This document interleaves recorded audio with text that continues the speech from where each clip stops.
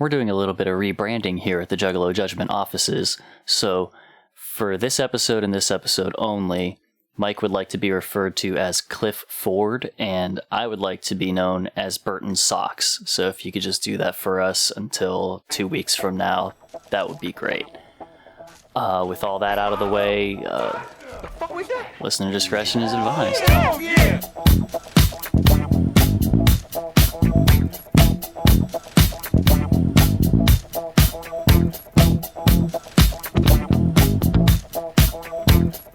Good morning, good afternoon, good evening, juggalos, juggalettes, and those who don't identify as such. This is Juggalo Judgment, where two friends take time out of their busy schedules to sit down, listen to, and analyze music of the Juggalo variety. You're joined by your hosts, Mike and... Schmeeve. Ooh, that sounded so pretty. Did it? So smaxy. So fresh. I got a little growl out of it because my throat got weird for a second, and I didn't mean to. It's okay. It's just supposed to be a whisper. It's okay. It's okay. I'm sure that our lovely listeners loved it. Wonderful. Again, this is Juggalo. This is Juggalo Judgment. For our returning listeners, thank you for continuing on this journey. It's nice to see you again. And for brand new listeners, thank you for hopping on the train. It's nice to see you not again, but for the first time. Coming hot off the heels of, at this point, my favorite episode that we've ever fucking done. I still have not edited it from the point that we were recording. It is okay because we had a 3-episode buffer, so it is just fine. You know, I still have another one to do before that one. It's exactly so. It's all good. This is what we do. We had it prepared so that we had a very long stretch in case for some reason we couldn't record, and we just continued from that point on.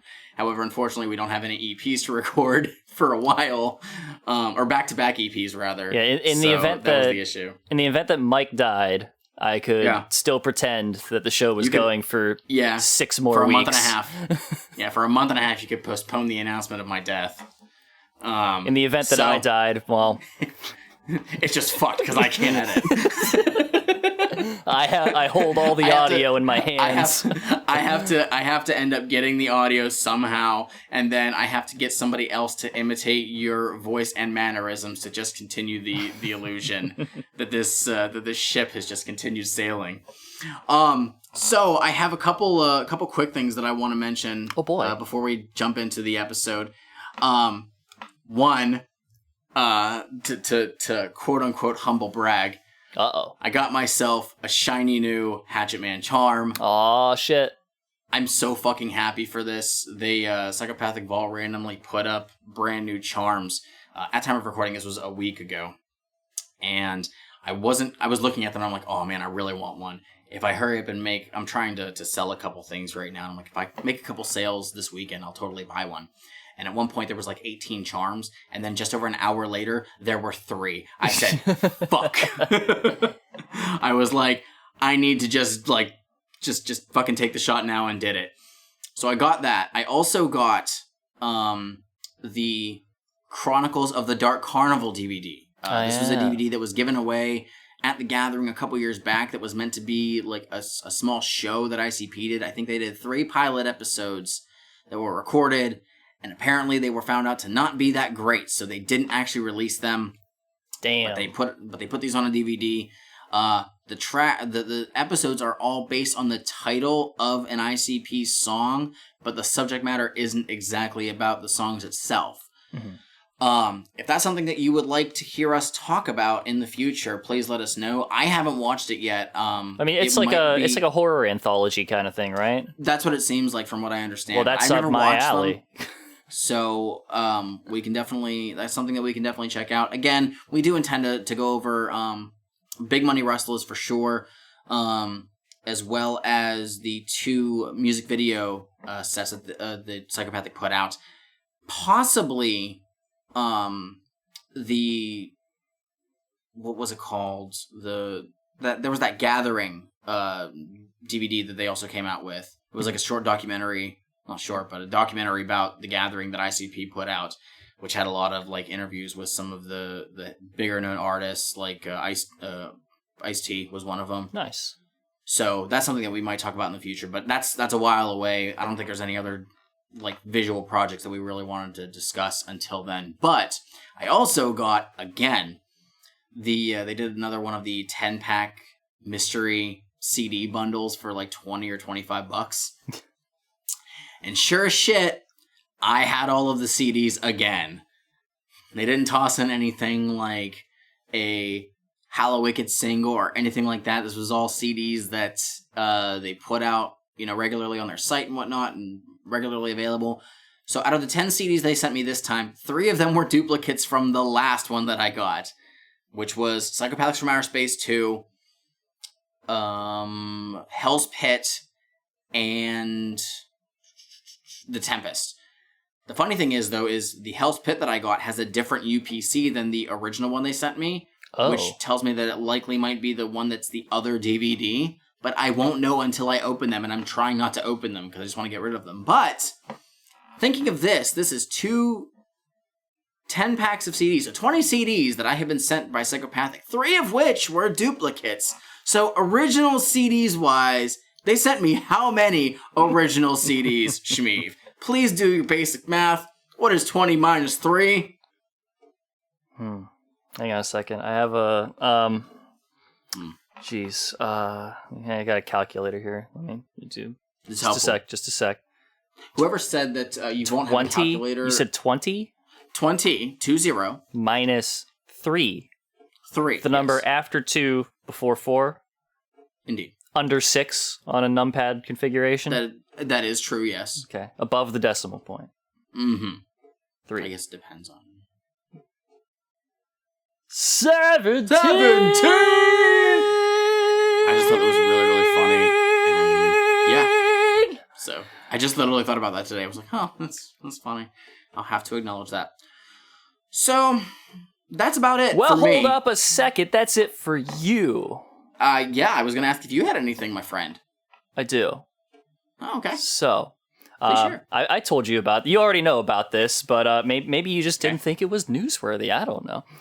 But Mike.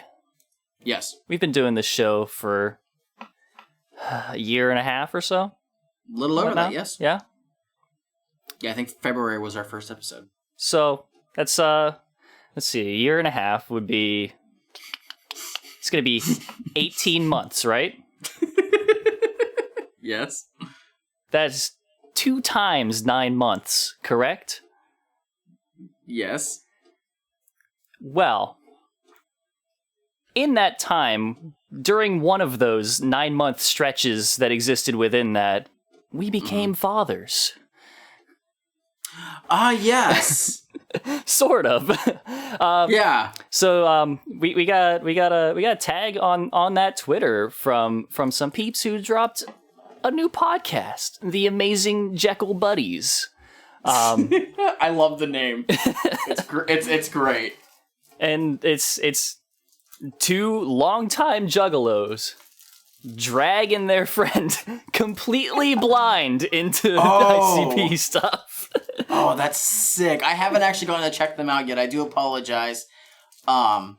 You've listened to some of their stuff? I have. It's a lot of fun. They're awesome.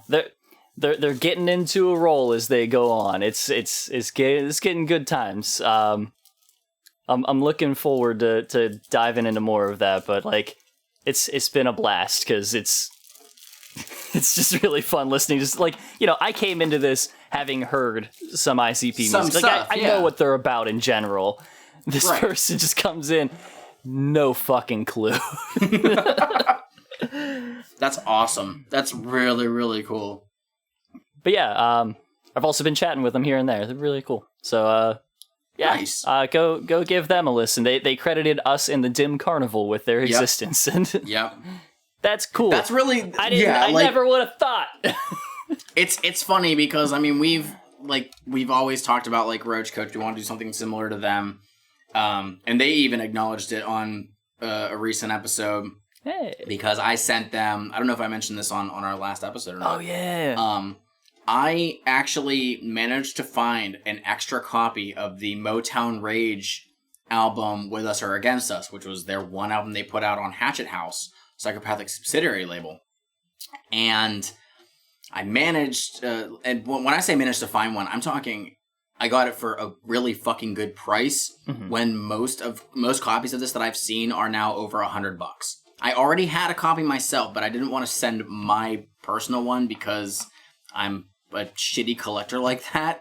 But I had managed to find another one, and I sent it along to Roach Coach because it is kind of like, it's heavy rock / nu metal. And I was like, this is something that they could totally, like, touch on.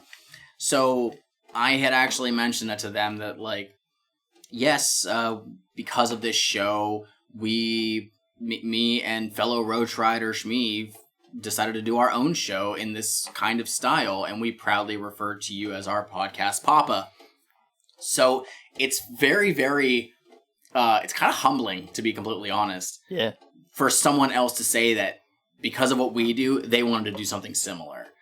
And it's like, I haven't checked it out yet because I've just had a lot of stuff going on, but I do fully intend to. And you haven't checked it out because you're a deadbeat dad. That is true. That is true. But we, like I said, it is kind of humbling. And the fact that, like, us and Dim Carnival are something that inspires somebody else to do something, that's really cool. It really, really is. Yeah. So thank you very much for tagging us in that and letting us know. That makes me feel like we actually accomplished something doing this, and it's not just for fun. And strictly, I do this because it's fun. Hey, we've accomplished plenty of stuff. We've sent a book across the pond. That is true. But yes, so thank you very much for letting us know that we've inspired you to do something. It's super fucking cool. Bless. And best of luck to you continuing on your journey. We really hope that you amass a large following and continue to enjoy doing what you do. So, thank you very much. Hell yeah. So... that's all I had. Is that all we got? I think that's our opener. Well... Mike, now... we got an album this week, right? Yeah, we tend to do that every episode. We have an album to talk about. So, this one's no different. Yeah, well, it's different. It's pretty different. It kind of is. We have a brand new artist again on the label? Allegedly. I mean, he sounds familiar.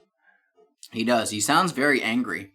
Yeah, he sounds like that guy who had one EP and then guest features for the rest of his entire career. He had an album, too. Oh, yeah, he had an album? Yes! Hang on. This is one. I don't believe you. Are you serious? Hang on, I'm looking at it. I'm looking it up. Are we really doing this right now? Oh, shit. Okay, those were different. Never mind. That was my bad. Oh, my God. You know, I just thought One Less G was his EP. No, it was a full length. I forgot. No, One Less G was a full length. I don't remember what the hell was on that. I'm going to look it up again. Everything. Oh, my God. Grave Ain't No Place. That was pretty good. There was the Blaze Ya Dead Homie EP. Forgot Straight Outta Detroit, yeah. And then there was the One Less G in the Hood LP, which came out a year later. You know, I think what confused me is that, like, there are features every other track on this one. That is, yeah, that's fair. That's fair. The precursor to a drive-by album. So anyways, Who are we talking about this time, though? Because this one's, it ain't him. So we're talking about Colton Grundy. So what's his deal? This is a guy that we heard referenced prior. We heard about this guy on the Green Book album. Yeah. On this twisted track called Frankenstein. Yeah. He was also, Psychopathic heard about him too? Yes. 10 Bodies. And Bitch Shut Up. And also on Dirty History by ABK. Yeah, yeah. It was primarily the track It Doesn't Matter. So, this is the interesting thing about one Colton Grundy, a.k.a. Blaze Ya Dead Homie. What? Blaze Ya Dead Homie. Huh. You know. I've heard Colton Grundy refer to himself as Ya Dead Homie here and there, but I never made the connection. You know what? It's really weird. You'd really have to, like, read between the lines. Yeah. So, the thing with Colton Grundy is this was just after a period where Blaze Dead Homie had allegedly retired. Seemingly out of nowhere. But we have guest features from him on other people's stuff, as well as the 2 tracks from Psychopathic from Outer Space 2. The 2 solo tracks, rather. And, excuse me, there, it's just kind of dropped. Now, its first actual announcement was on Twisted's The Purple Show. Jamie Madrox, in one of the episodes, just happened to mention the Colton Grundy album. And apparently Blaze was kind of pissed that it was announced there. So he kind of just ran with it and said, yeah, my new album, Colton Grundy, and all this shit. But I guess Blaze did not want it announced yet. Damn. I can't find anything concrete on it. Supposedly, from some people, Colton Grundy was going to be the name that Blaze went with when Twisted started Magic Records. Ah, okay. He wouldn't have been Blaze Dead Homie anymore. He would have switched over to Colton Grundy, which would have been his, I think, 3rd name in rap. So Blaze primarily goes with this Colton Grundy character, which is just Blaze with a different name. Right. Let's be real. That's who he is on this album, and I'm pretty sure this is the really only time he references himself as Colton Grundy from this point on. There might be a couple throwaway times in much later albums, but I don't really hear it from after this. But we have a dramatic shift in the style overall on this album compared to what we heard from his first EP and from One Less G in the Hood. Yeah, his sound is different, for sure. I will not say that his subject matter has changed at all. Yeah. It's interesting because we have more consistent production on this one, but it's by the same people that are very prominent throughout this era anyways. That was the weird thing, because I wasn't expecting the production to just be from the standard Psychopathic fare. Like, I would not have given... I mean, we'll get into it, but I mean, like, overall, throughout this whole thing, I would not have given this to Mike P. or Fritz, and I don't think I would even hand it to Isham. I don't know who I would... Don't know whose hands I would put this in. I'll spoil this now. There is no Mike P. on this. That's expected. Okay. And here's the thing.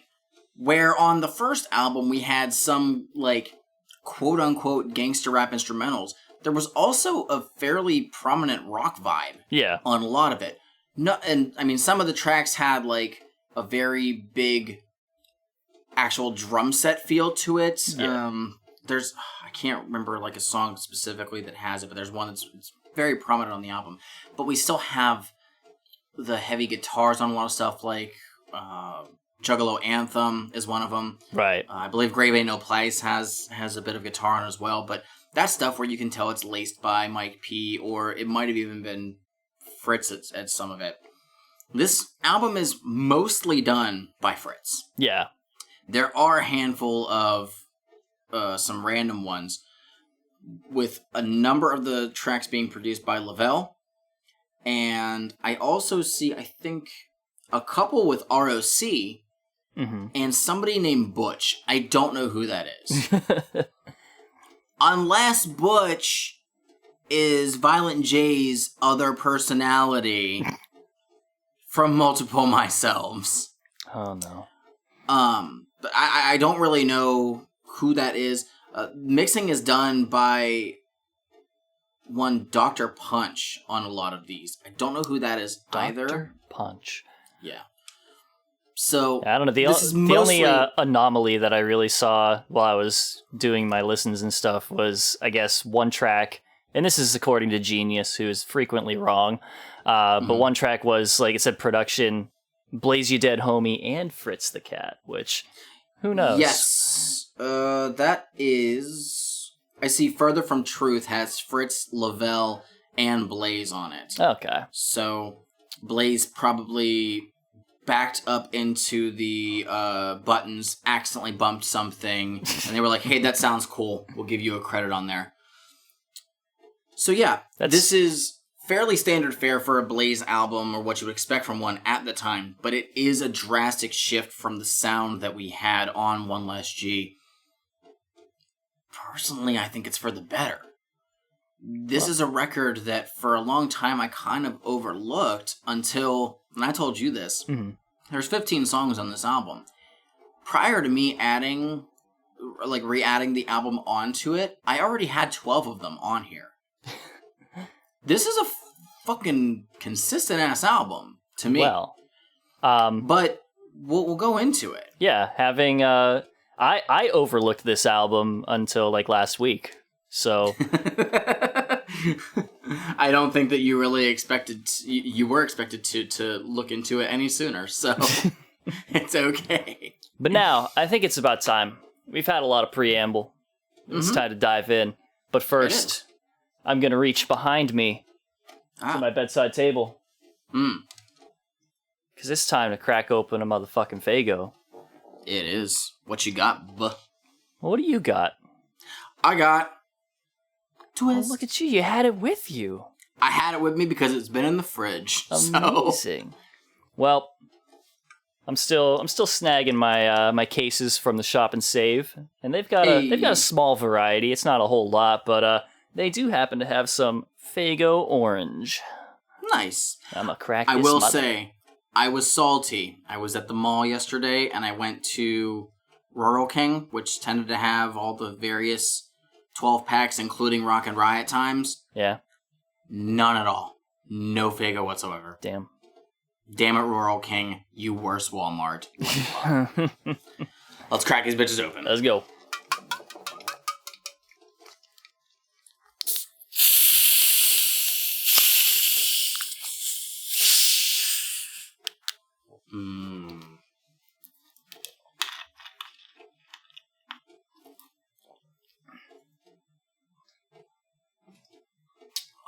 That is some delicious orange soda. That is refreshing. All right. Let's jump into it, man. Let's go. Track number 1, Bump This Everybody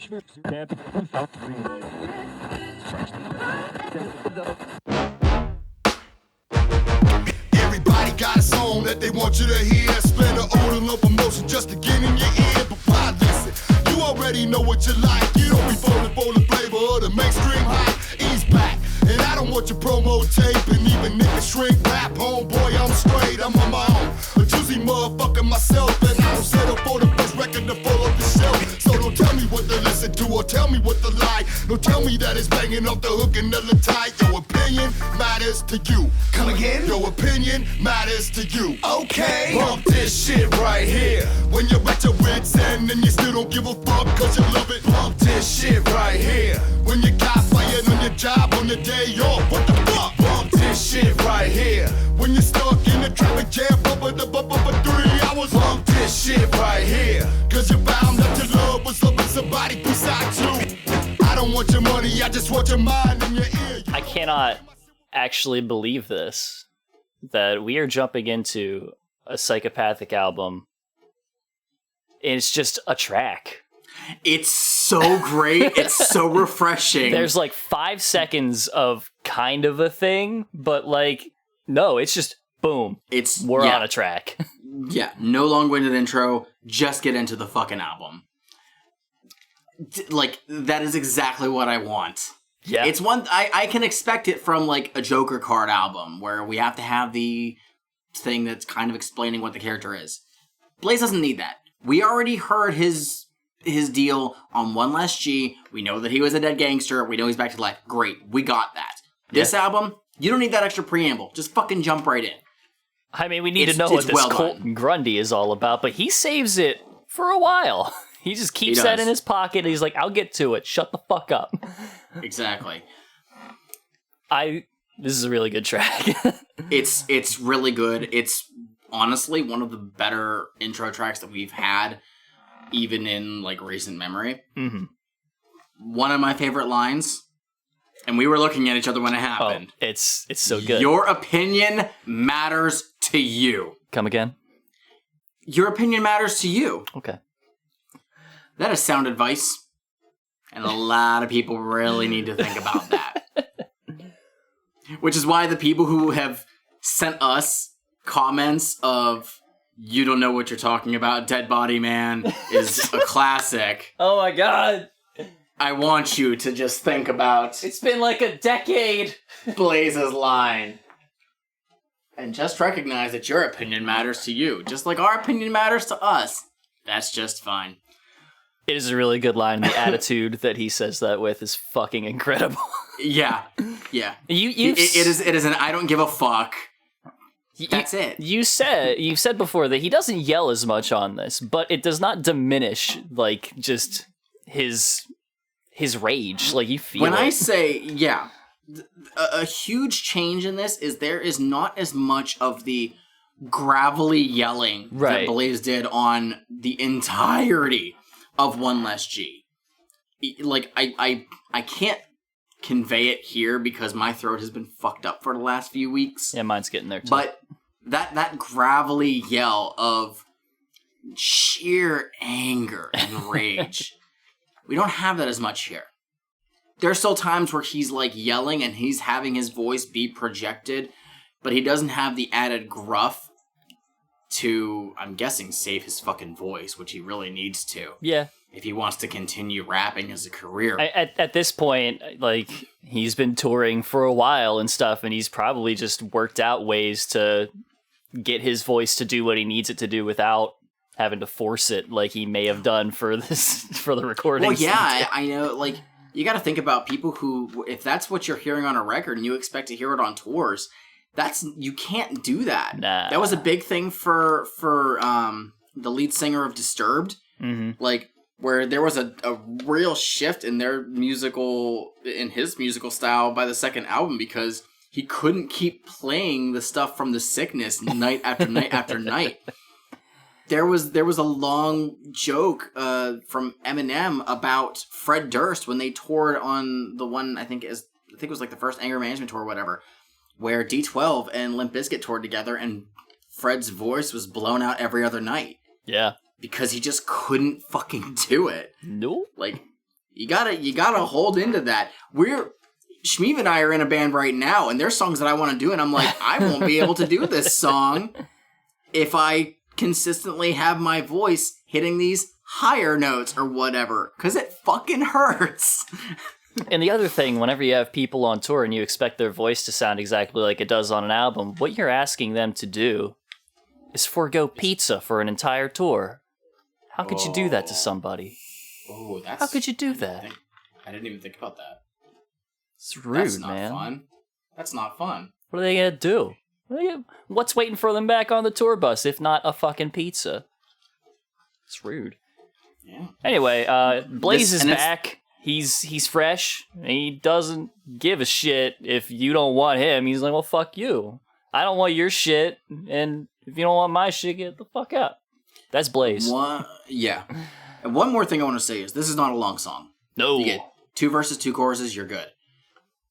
But it also sets a good precedent for pretty much the rest of this album. Mm-hmm. Most of these songs are fairly short. These tracks move.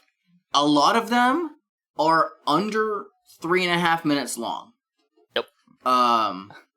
Actually, give me 1 second. It's gonna block out the video for a second No. that we're doing.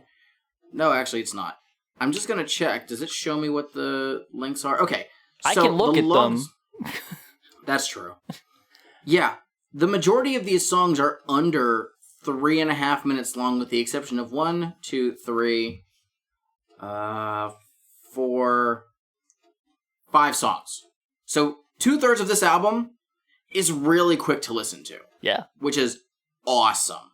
It's awesome. Some of the songs I almost wish were a bit longer because I enjoyed them so much, but they don't overstay their welcome. And the songs that are longer, most of them are just fine at the length that they are. So that's just something that I want to get out of the way now, because we'll just keep talking about it if we don't acknowledge it. But yeah, this is a good start to the album. Hell yeah. Well, up next, track number 2, The Touch of Death.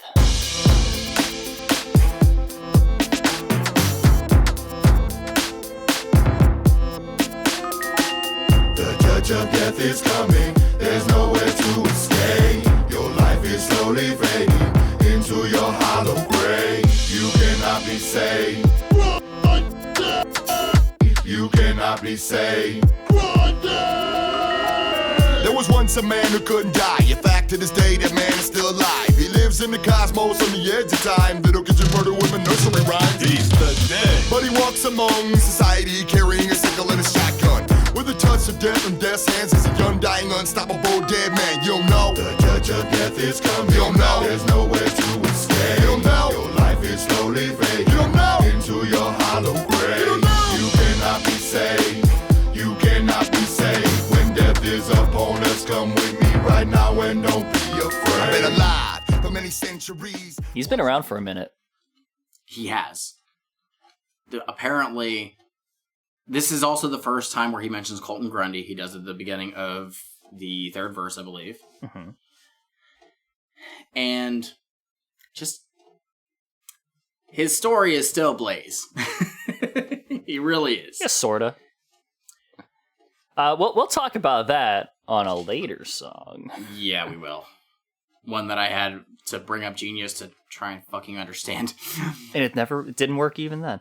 Nope. But no, he's, apparently he walks around with a sickle and a shotgun. Which, okay. So he still has to have his shotgun. All the time. We don't know if it's sawed off, but it is a shotgun. Now here's the thing, like... Very true to Blaze's character. The sickle thing. Mm-hmm. Sickles and scythes and stuff, they're, they've become sort of like a thing, mostly in like your ridiculous anime shit, because it's like, it looks cool, whatever. But they're not like weapons. They're not practical as weapons, because they're farming tools. They're symbolic in their usage usually with like the reaper, because he reaps things. That's what farmers do.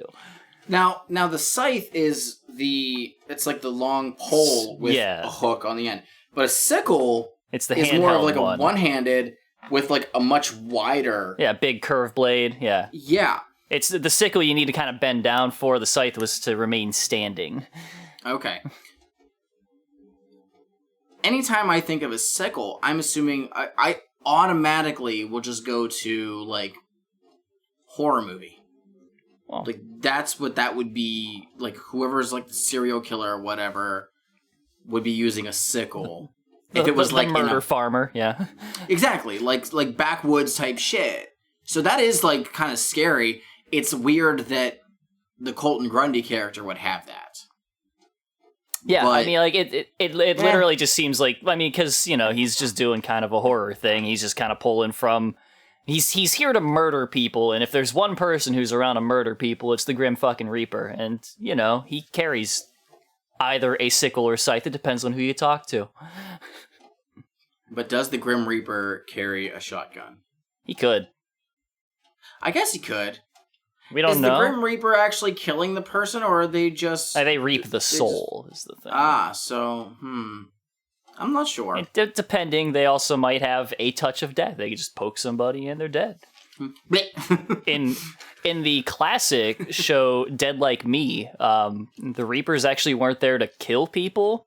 They were just there to, like, they just had to contact them to quote-unquote pop the soul. Before somebody died, so when they died, their soul wouldn't be trapped in their body.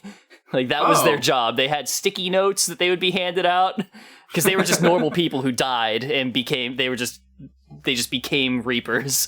And they worked, like, out of an office, basically. They were just handed sticky notes with a person's name and when they were supposed to die, and they would have to go find them and make sure that they just touched them before they died, because at one point they decided to quit because they were tired of doing what they did, and one guy is just stuck in his body in the morgue, like freaking out.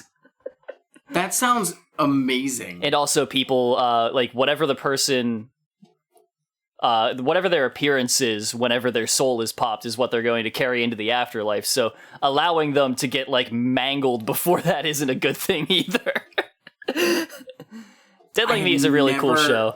I've never heard of that. I need to check that out. The main character is killed by like a toilet that falls off of like from a space station or something. That sounds fun. I would need to check that out. Recommend. Go watch Dead Like Me. I will check that out. I think that's all I have for Touch of Death. He notes that he has he has black blood that goes through his black heart. I was like, interesting. I want to just throw out that this already sounds different than anything else on One Less G. Yeah.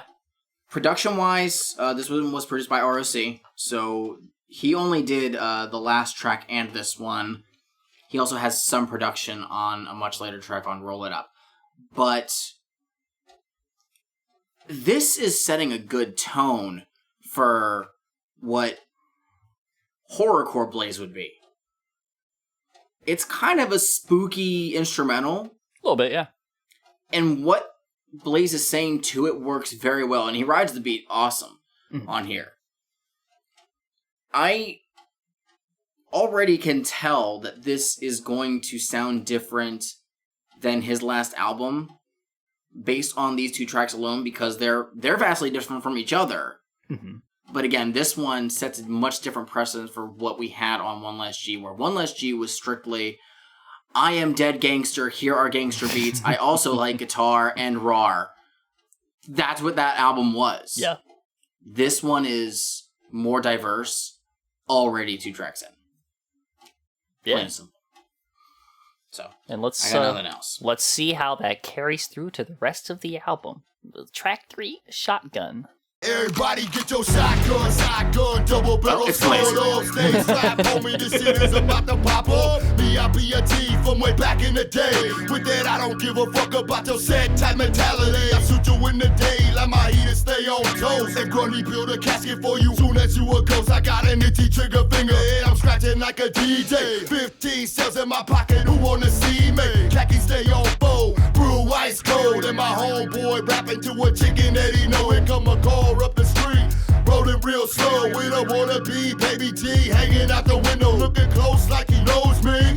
Buck set, buck socks, splattered his ass all over his homies upholstery. Trying to play me closely, but my approach be buck them all till they fall with my shotgun. Shotgun, double barrel sound on, stay strapped, homie, this shit is about to pop off. B.I.P.A.T. from way back in the day. With that, I don't give a fuck about your set type mentality. Jamie Madrox on that hook.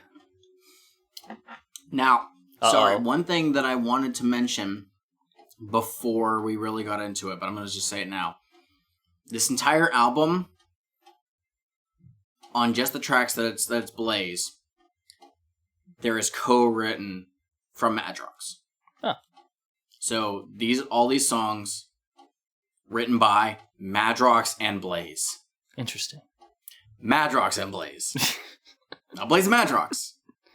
Madrox and Blaze. What are you trying to say? Blaze added a line for all of Jamie's 7. Jesus. That's probably not true. But the fact is at least on this album compared to One Less G, which said it was written by the power of the pen. Of course. We know for sure that Madrox did write a lot of the content on here, on Blaze's verses. Well, let me go back to what I started with. Jamie Madrox on that hook. It sounds like him in the second one, in all consecutive, in all the ones after the first one. Because the first one's Blaze.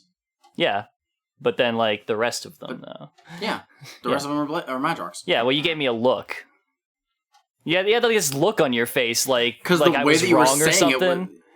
The way you were saying it was just kind of weird. This is Madrox on that hook, though. It is. It's He's Madrox really on the good. hook. Is what really I'm saying. Good. It is. Jesus Christ. That was like my main thing on here is this is a classic Blaze song. Yep. You got standout verses by ABK and Isham. Mm-hmm. And an aggressive hook by Madrox. Yeah. There's something in Blaze's verse in this And I'm going to talk about it later. I'm just going to note right here that there's a theme that comes up in this, that comes up in several songs that I want to talk about, but I'm going to wait until a specific one where I was just like... After it's happened 5 times. It's not shotguns, by the way. That's fine, whatever. Okay. Yeah, this is a hype track. I mean, he's fucking just doing it. And that's... The production on this, again, is really fucking good. It's got that style of... I feel like this is a style of the time. Like, I could hear this.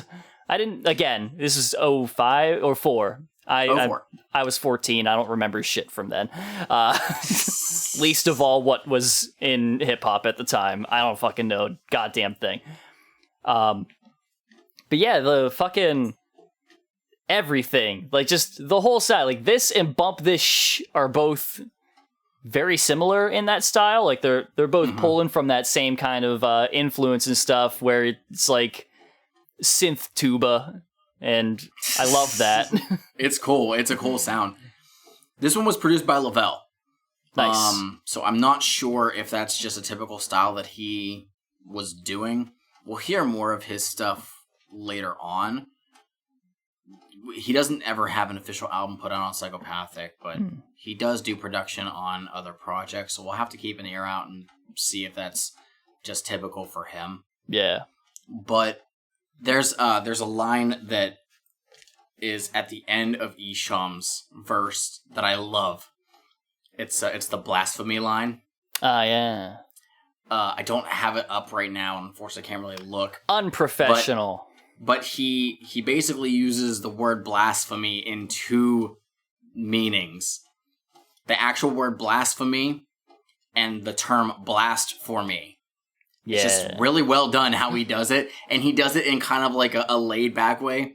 Oh, because my shotgun said blasphemy. He's one of the few people that can get away with it just because of how it's set. But it's very, very cool. There is an outro thing. There is an outro. I have it at, is it 3:28? All right. Let's get on. And we'll go into the next song from there. Did that with a couple ones on this record. Talk about your sit time mentality. 4 bullets left in my pocket, I'm a madman. 3 more people wanna test me. 3 bullets left in my pocket, I'm a madman. 2 more people wanna test me. 2 bullets left in my pocket, I'm a madman. 1 more person wanna test me. 1 bullet left in my pocket, I'm a madman. Don't nobody wanna test me. Damn! Fuck! I ran out of motherfucking ammo. Unless you count that motherfucking box of cells I got in the glove compartment. And what the fuck are you looking at? Which one of y'all wanna get axed out and chalk? Better watch how you talk when you talk the talk. Better watch how you drip and represent your shit. You ain't seeing none of my clique, that's for life, bitch. And that's for life, bitch. And that's for life, bitch. And that's for life, bitch. And that's for life, bitch. Better watch how you drip and represent your shit. You ain't seeing none of my clique, that's for life, bitch. I sold up with a shotgun, enough cells to blow holes in everything. Bloody up the walls, the windows, and the curtains. I'm for certain this sucker right here gon' die like a bitch motherfucker right here. Get that ass chalked up, I'm a trace you. Pull out the 12 gauge pencil and erase you. It takes 2 to tango, so I brought 4. And in the glove box, shotgun shells galore. I came for war and leave it with a piece of your head, so I can look at it when thinking about the shit that you said. Which one of y'all wanna get axed out and chalk? Better watch how you talk when you talk the talk. Better watch how you drip and represent your... All right, etched out. Etched out. So that outro first, I do want to talk about. I like that outro. Although if I was going to do that, I would cut it at just the last gunshot and leave it there because that was really cool. In my opinion, that's where I would cut that. You know what? I don't disagree necessarily, but I do kind of like because obviously you count the bullets that you have in your glove box. Fucking idiot. But it's just Jesus funny, like, Christ, Blaze. Of him just happen to yell about it, like he's just mad, and then he just happens to notice that there's a person looking at him after he has killed 4 people. And now he's mad at them. Yeah. Blaze, constant state of varying levels of anger. I mean, what do you want from him? Life is frustrating. This is... Already, I'll just say, this is one of my favorite ones on this album. Yeah. This has, in my opinion, a good marriage of the quote-unquote gangster lyrics, but over a kind of horrorcore type beat. I can see it. It's kind of spooky. There's that, like, kind of synth in the background. You kind of hear it in the chorus. But I just really like there's that part in the background that almost sounds like, I don't even know what it would be, like almost like an organ, but they're just like quick hits. It just sounds really fucking cool, and it sounds a lot bigger than it really needs, not needs to be, but really is. But it just adds another level that makes this track stand out for me. I fucking love it. It's not bad. It's like I've listened to this album. I listened to it like 3 times or something like that total, and I've also thrown it on here and there while I was driving. Oh, okay. And so the thing is, like, a lot of these tracks, whenever I was doing my listens, especially when I'm driving and stuff, just kind of start to just kind of blend into the background. Like, it's all really good. And they have really, like, the beats are tight and his flows are good as shit. But there isn't much to, like, catch my ears that I'm like, like, you know, I'm not sitting here listening to, like, Blaze because I think he has something amazing to say. But he does have good lines here and there. Like, in general, like, this track, I don't have a lot to say about most of these because it's just kind of like, Blaze, he kills people, wow. But I do have some highlights, like whenever he refers to his shotgun as a 12-gauge pencil and he will erase you, which I was a fan of. It's fun, especially with the way that it's said. Oh yeah, it's kind of cool. They got style in that. See, I kind of get what you say, but at the same time, I have to disagree. And the only reason that I disagree is because I would apply that to his last album. Well, yeah. All the tracks are kind of blending together, but I think on this one, they took a bit more time to make these sound different, not just production-wise, but I think that the subject matter does change up a bit more. Yeah, well, I mean, like, they all, compared to the last one. They're all very, like, distinct in styles and stuff like that. In general, like, they all keep, like, a similar tempo is one thing about it. And then also, I don't have much in them to kind of, like, that catches my brain and says, like, this is that song. Because, like, the midpoint, like, several of these tracks, like, I did not remember. Like, while I was sitting there, like, going through them, it's not that I didn't remember them. Like, I hear the hook and I'm like, oh, this is the one with the That's for Life bitch one. Cool, whatever. But if I'm sitting there, like, looking through the titles, I'm like, how are there this many tracks on this, honestly? Really? Like, some of them are just like, where did this come from? I think that also occurs in the sense because the tracks, for the most part, are fairly short. They are, yeah. This is a very short one. I think it's just under 3 minutes.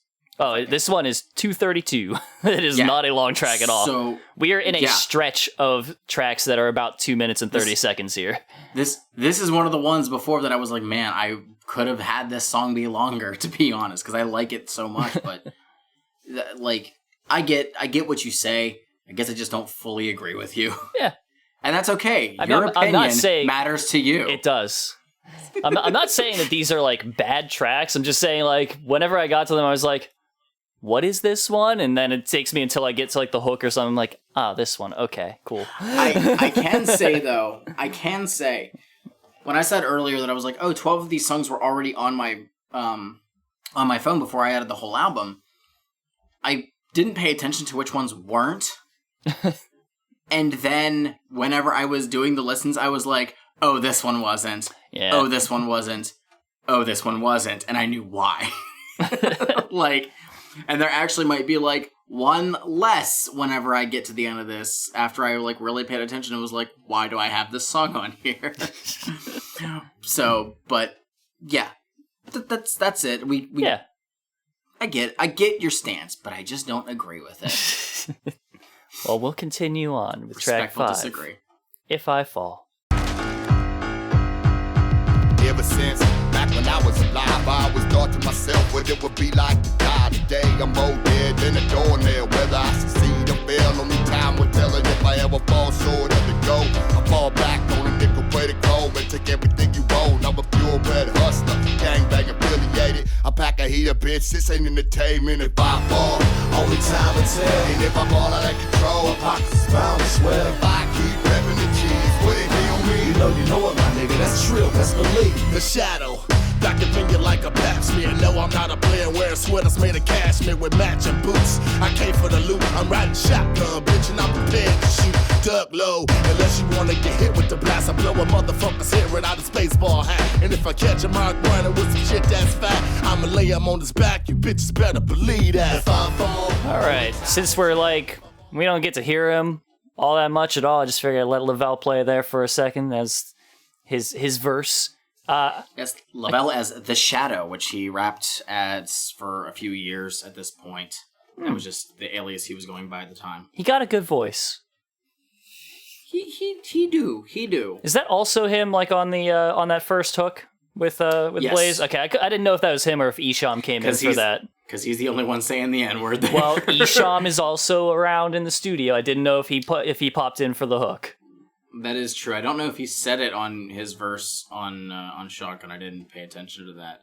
But there's no N-bombs from anybody else who is not black on this record. So, good job, Psychopathic. You're doing okay. Yeah, I like that hook a lot. Like that's just a thing in this album. I do like a lot of these hooks. Like they have very good hooks. And this is where I started to note like how fast these tracks just move. Not even just in terms of how long they are, but in terms of just people's verses in, out, hook, boom. Like, right. They're just blasting through them. Right. You have to bear with me a moment, sorry. Jamie Madrox notes that he is round like the earth. I mean, he was a portly man at the time, so it totally makes sense. Right, but I mean, like... The earth is flat, my dude. You and AJ Styles need to go ahead and go back to school. You silly man. I disagree with you wholeheartedly. This song, it's short and sweet versus... We get 2 by Blaze, 1 by Lavelle, and 1 by Madrox. I personally think that the latter half of the album is the standout, or not the latter half of the album, but the latter half of the track is the standout part. But mostly because I really like Blaze's second verse. He mentions about how he was killed, and then he was killed one day, and then the next day, the person who killed him was killed because he came back and killed them. Just the way he says it at the end, it's a cool line. But Madrox, I think, has my favorite verse on this one. He does good verses. He's a standout at this time. On this album, where like when he has guest verses on this album in particular, the dude is fucking on point like all the time. It is amazing. He wrote some good stuff for Blaze, but he kept the best for himself. Damn. Yeah, his I kind of like his verse because his is kind of uplifting for himself, because he says, just because I'm in front of him, don't mean I'm ahead of the game. When you clear away the shit, then we basically all the same. But It's like something along the lines of, like, despite all of that, like, we're hoping for better times. It's just kind of cool when this is a song about, you know, if I fail at what I'm doing, you know, we just see what happens. I don't know. I love this track. It does not overstay this. It's a line that I will say on a lot of songs on this. These tracks don't overstay their welcome. Yeah. This one's really well done. Produced by Fritz. Fritz, honestly, he does some cool shit on this album. No joke. Like, after he did the stuff on Freak Show, from pretty much Green Book on, with the exception of some of the stuff on Mirror Mirror, from Green Book on, Fritz can do some crazy good shit. It's impressive, like, especially with this album, because again, I wouldn't have put most of these tracks on Fritz or Mike P, and obviously Mike P, no, but I wouldn't have put most of these on Fritz either, and he's all over it. Like, it's impressive. It is. It's super cool. This is, like I said, at this point, I'm thoroughly enjoying this album. I think it's really well done so far. It's really fucking good. Yeah. So that's all we got for this. Research Flat Earth, Globeheads Fuck Off, track 6, Hey You. Hey, bitch. What the fuck, you can't hear something? Hey, look, ho. You looking for a motherfucking thug? Hey, you. Who, me? That's right. What's up? Let's go somewhere so I can lace you up. I need a thug, bitch. About as raw as they come. Hold me down, hold my dick, cover my shit. It's on. Hey, you. Who, me? That's right. What's up? Let's go somewhere so I can lace you up. I need a thug, bitch. About as raw as they come. Hold me down, hold my dick, cover my shit. It's on. Hey, love. Do them titties got a name? This is dead body cam. Let me see you shaking something.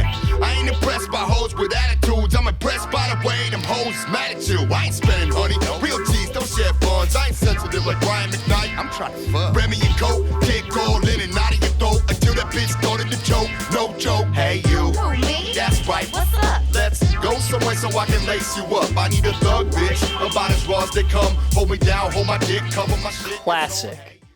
Psychopathic love song. This is a grooving track. I don't mind the beat, Oh, here we go. but this is this album's first hoodrats, but it's not as good. It's not. Blaze is a real sweet talker. He knows just what to say. Yeah, I wouldn't put it past him. I do like that dropping hook. panties just listening to the first lines. Come on. Yeah, that hook. Why wouldn't I like why that wouldn't hook they? a lot. We're still on them good hooks. Yep. God damn. It's like cicadas in the background. So, I forgot about this whenever I was doing my notes listen because I just wasn't paying attention. Mm-hmm. But well, first that Brian McKnight shot, good times. You know Brian McKnight. Back at 1. Yeah. Yeah, that was just amusing. But he reminded me that Hose with Attitude was a thing that existed. Are you not familiar? I'm not. Um, Please explain. They were kind of a like a response to NWA. Like they had there was a song called "A Trick Is a Trick" that they did. Just firing shots back. Oh wow. Huh. I don't have, a whole lot on this. It's just a thing that I happen to know about, but I'll have to look into that because I'm not aware. yeah, it's Let's see. I'm just trying to see if there's anything special on this. I don't even know if he was necessarily referencing them, but they are there.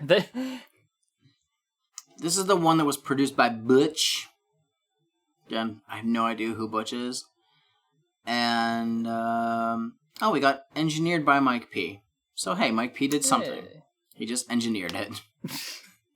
Good job. I think it's literally his only credit on this entire album.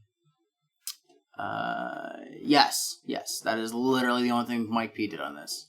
He was too busy messing with Hell's Pit to be bothered with the rest of this album. Well, good job, Mike P. Thank you for your contributions. Yeah. I have nothing else on this one. Yeah. I just didn't care for it too much. Wow. Well, I'm surprised. Yeah, you know what, Tease? It's okay. Your opinion matters to you. Come again? Your opinion matters to you. Okay. Track 7. Out the Gate.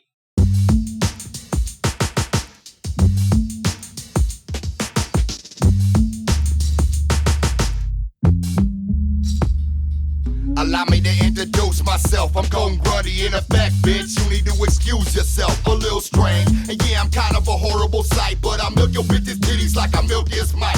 When I get right, ain't nobody getting sick, cause I'ma get so right, ain't gon' be nothing left to get out cold. But I got the balance with even heat, cause if my talents don't provide, I got a gallon of the scene. That's real. Too raw for some of y'all to feel, but that's just life. So for the cards to deal, and the wheels that keep spinning. Hoes keep catching too many feelings and too many men are turning into women. That's the world that we live in, the world that I sit and spit in, and squeeze my ass where I can fit in. So just listen, cause I would never waste your time, but if you lend me your ear, then I promise to blow your mind. I'm out the gate, bust it wide open, lay your money down, put some drink on it, ice, put some volume on that sound. Out the gate, make no mistake, the chain is 7, and the link's the only thing that's been holding me together. I'm out the gate, bust it wide open, lay your money down, put some drink on it, ice. Blaze in this track is...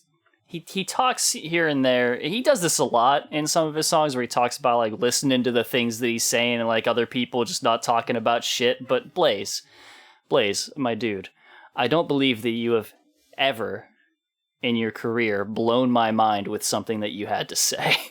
I'm gonna be real with you. I'm sorry. Wow, rude. I just don't think you're that deep. So rude. It's fine. You do what you do. But my dude... I also get the impression from this track, based on his numerous references throughout, that he doesn't really support my cosplay or lifestyle choices, and I'm kind of disappointed. You doing okay?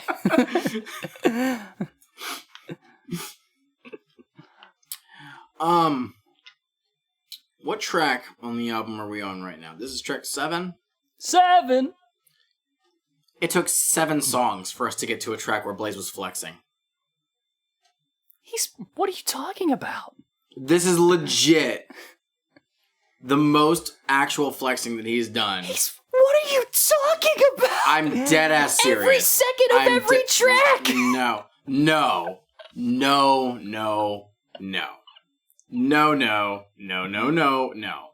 This is the flexing song. Everything else prior was not flexing. Straight up. Everything, every time where we talk about Twisted doing a flexing song, we know what that is. This is that song. I guess the other stuff on here has not been flexing. This is like lyrical. I guess it's more flexing in like the look what I can rap thing, but like... Yeah, that's what I mean. The rest of these are still bragging in their own way. Like, he is... But that's what I mean. Like, anytime that we have the Twisted flexing song, it's we're so good, you're so bad. This is a Twisted. Listen to us because we're the realest, yo. Like, that's what that is. That's the quote-unquote flexing track. It's what we've always referred to the flexing track as. This is that song for Blaze. He does call himself... 7 songs. He does say they call him creme fraiche, like the cream of the crop. And genius. Whoever wrote this is dumb because they said grim fresh. It's creme fraiche. He's talking about the thing. Dumbasses. And he also yells, peak game, and they don't note that, and I'm sad about it. But Genius gets a lot of stuff wrong on this. I'm pretty sure they may have just, like, copied the lyrics from, like, AZ lyrics or something. Even back then they were wrong. Here's a fun fact for you. Most websites do just, like, mine their... lyric sites, they usually just mine them from other sites. Genius in particular, though, they adopted something in the way that they do theirs that fucks up things that do that automatically. So, like, certain characters and stuff get fucked up whenever it gets pulled over into other lyric sites. I saw that because it happens. It's definitely on one of the songs on this album. Yeah. I distinctly remember saying that. But no, it's annoying whenever I'm seeing this. I'm like, really? Like, I have trouble sometimes hearing proper words because of, like, the production sounds muddy or something, and I can tell that this word is totally different than what you put. Yeah. Just put a question mark. It's fine. I'll be mad, but I'll forgive you. Exactly. I'll be like, wow, they could have got something better to do with this. But yeah, that's it. It's one, out the gate. For me, this is just, it's a flexing song, but it's kind of unremarkable to me. Like, the instrumental's okay, but it doesn't do much for the rest of the song, so I'm kind of whatever with this one, to be completely honest. Yeah. But it took, I mean, we're at the second third of this album, and, I mean, I went from, wow, these first 5 tracks are fucking great, and now it's like, okay. They were allowed to, I guess, lower the quality of the next couple if they wanted. Damn. Well, up next, Stick Your Hands Up.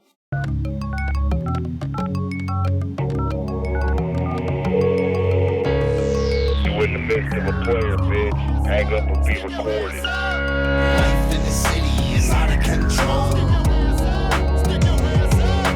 Life in the city is out of control. I catch them while they sleeping, always on point, never fall off. Known as a black hearse who came to haul your ass off. All your talking need to stop before I get stupid and let the motherfucking gap. I got a rumor for you bitches at the core. I strangled 7 hoes and I'm looking for a couple more. So if you get in my way, we got beef, and I'ma gut you like a fish with my razor sharp teeth. I'm a pit bull without a muzzle, held down by the psychopathic family. Checkmate, motherfucker, this is Colton. Turn your body into dust where you're standing. Darkness is my weapon and caution is advised. I'll spit some shit and draw the blood clear up out your eyes. Go on and stick your hands up and empty your pockets. I'm leaving with your money, your rings, and your mama's lock. Stick your hands up. This is a robbery. Stick your hands up. Come a bunch of jewels and your money. Stick your hands up. You know that you done fucked up, cuz. Stick your hands up. Now you in the presence of a thug. Life in the city is out of control. What you gon' do? Where you gon' go? How you gon' live? Bloody bullet holes. Stayed in safe with your shit laid low. Raise them up. A drive-by classic. A drive-by classic. Legit, like, drive-by, doing the damn thing. They rob, you know? That's exactly what they do. It was explicitly stated in the chorus by, I think it was Monoxide. Monoxide's not really on this album, actually, which is interesting. He's got a verse somewhere. It straight up says, like, additional vocals by Violent J. Maybe that wasn't That was Monoxide. that is Violent J on that hook. I mean, it's very obviously J. At the other half of it, yeah. Oh yeah. But the person who says this is a robbery and everything, I was like, that's Monoxide, isn't it? I figure it's just Blaze. It doesn't again. say that additional vocals with Monoxide, so maybe I'm wrong. Just figures it's Blaze. I don't know. Maybe. The biggest thing that I love on here, no joke, Blaze's verses, doubled vocals. Yeah. Mm-hmm. It sounds so cool. I didn't take note of it until just now, but yeah.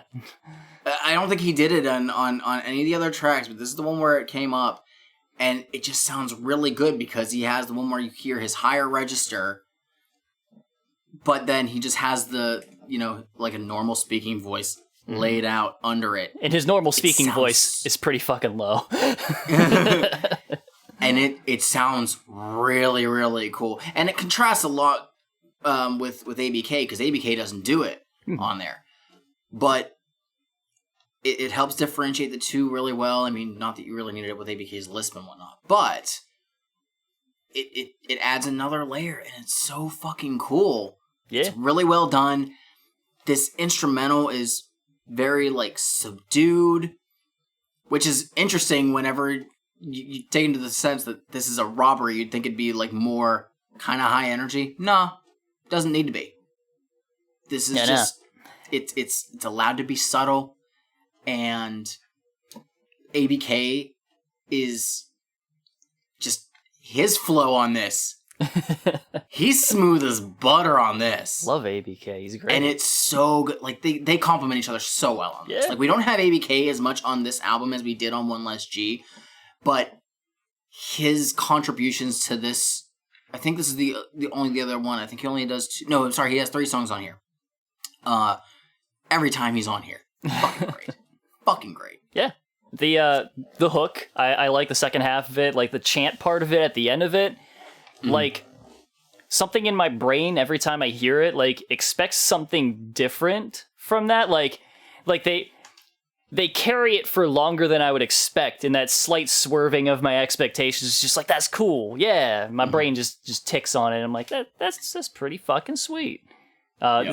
Again, like, that's just this album's just full of good hooks. It's full of some really good hooks. Even if they're like, these aren't quite like your psychopathic hooks. They're not quite like a like Ryda's hooks necessarily. Maybe the later Riders now, actually, because they've been doing more of those. But like, because they're not ones where you hear it once and you're like, next time this comes around, I'm with you on that because I know the whole thing. They're more complex, but they feel good. Yeah, no, I totally get you. They didn't skimp on this one, on this record in general, and yeah, they knew what they were doing. Yeah, there's just a lot of good stuff here. A lot of good flowing through different textures and stuff with like different voices that they have on hand, and just pull in whoever they want into the fucking studio for it. It really helps. It really helps compared to some of the earlier stuff where, I mean, if you listen to like a very old ICP song where they have those kind of chants, and it's like, okay, you got Violent J, Shaggy, and Mikey Clark all in the studio just yelling this chorus, and maybe Mike putting some kind of effect so you can't tell that it's them. Right. Okay. And it also sounds like there's more people in it. But with this, we're at a stage, the quote-unquote family era, where, no, everybody's around the studio all the time. Mm-hmm. Hey, you want to go in there and say these 4 lines? Cool. Great. They have enough people on hand that they can literally just be like, hold up, we have a guy with this kind of voice. I would like exactly. That. go get them now. What, they're working on their own album? Blasphemy. Bring them in for 10 minutes. So yeah, this is already like a very like well done track. Mm-hmm. All the pieces fit perfectly. The pieces being instrumental, Blaze, and ABK. It's all good. So yeah, Violent J, you did a good job on the part of the chorus. Yeah, you know what? I'm proud of him for like, it was track 8 whenever he showed up to open a track, and he didn't just take up an hour with a verse. Yeah. I just want to note that at this point, our latest episode was our Dirty History one, and I feel vindicated for my opinions that Violent J takes up too much goddamn space on tracks. So anyway, it's time for track. Really didn't, though. Just shut up. Your opinion matters to you. Come again? Your opinion matters to you. Okay. Now let's hear Blaze's production abilities on Further From Truth. This is the one, right? I mean, he does some of it. It's Yeah. Fritz, Lavelle, Blaze. Well, yeah, that counts. My styles are Grundy, gritty, encrusted with mold. My body is a shell, inside is a tortured soul, waiting to grab a hold of everything that you know and casually throw it all right out the window. I return from the beyond again with a shovel on my shoulder and a photograph of him from the dark backwards. Counterclock words, a lot of the words that I said they went unheard, buried in the casket, tucked under the earth for so long with hopes no one would get hurt from this. Rangy retard, riddled with bullet holes. When you're different, that's how it goes. I understand, do you? If you were in a situation that's mine, you probably go on pretending everything is fine. But that phony feeling couldn't be further from truth. When you're on your back in the coffin wearing a suit. When you're on your back in the coffin wearing a suit. That phony feeling couldn't be further from true. When you're on your back in a coffin wearing a suit. That phony feeling couldn't be further from true. Dirty like the earth. All right. So this is another track where Blaze kind of he gestures in the direction that he may have something to say, you know? He may have some profound things that he wishes to impart to you. Does he? But I've listened to this album, and I got news for you, Blaze. You never get around to saying it. You promise a lot. And also, remember back on Shotgun when I said I had something that I wanted to talk about that I would bring up later? Is this the point? No, it comes up here again, though, and I just wanted to note that. I'm holding it in because it's only a couple songs away now. Okay. But it's killing me inside. I don't care much for this song, really. Yeah, my one note. I don't get this song. I don't. This is... I just don't get it. I was trying to... I had Genius up, looking at the lyrics. I'm like, what are you even saying on this one?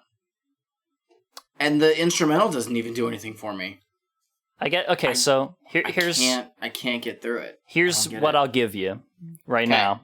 Please. On this track, he talks about posers. Non-Juggalo, tell the Juggalo. He talks about posers on this track, and that's about what he's got.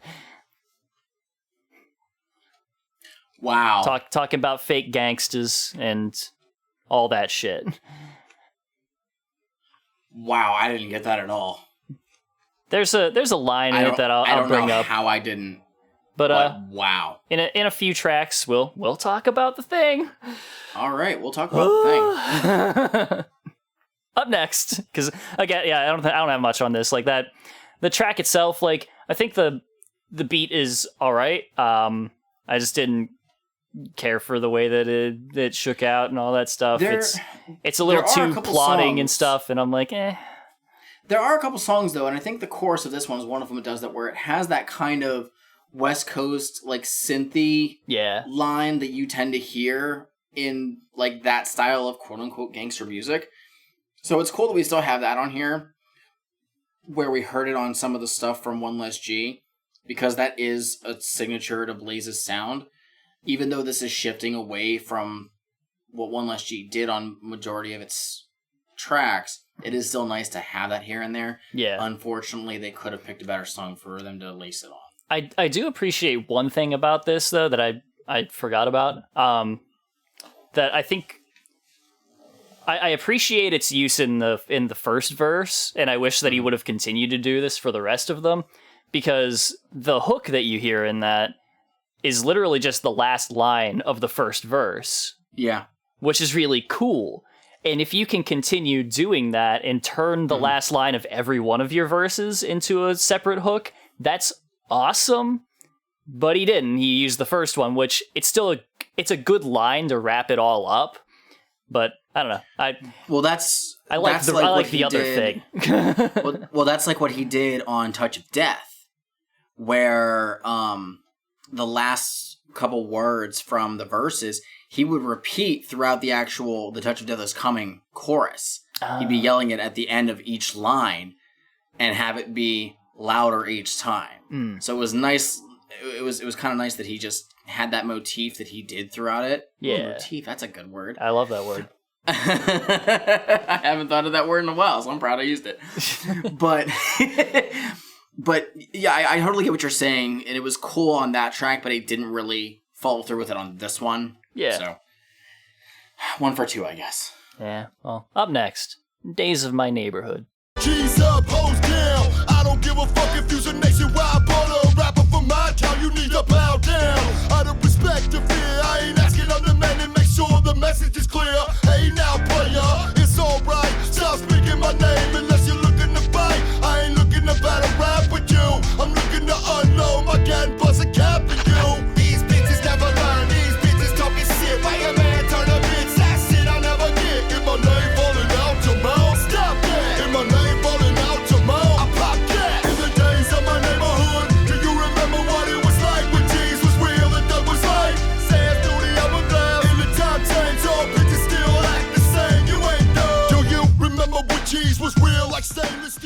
shit's changed in the neighborhood, man.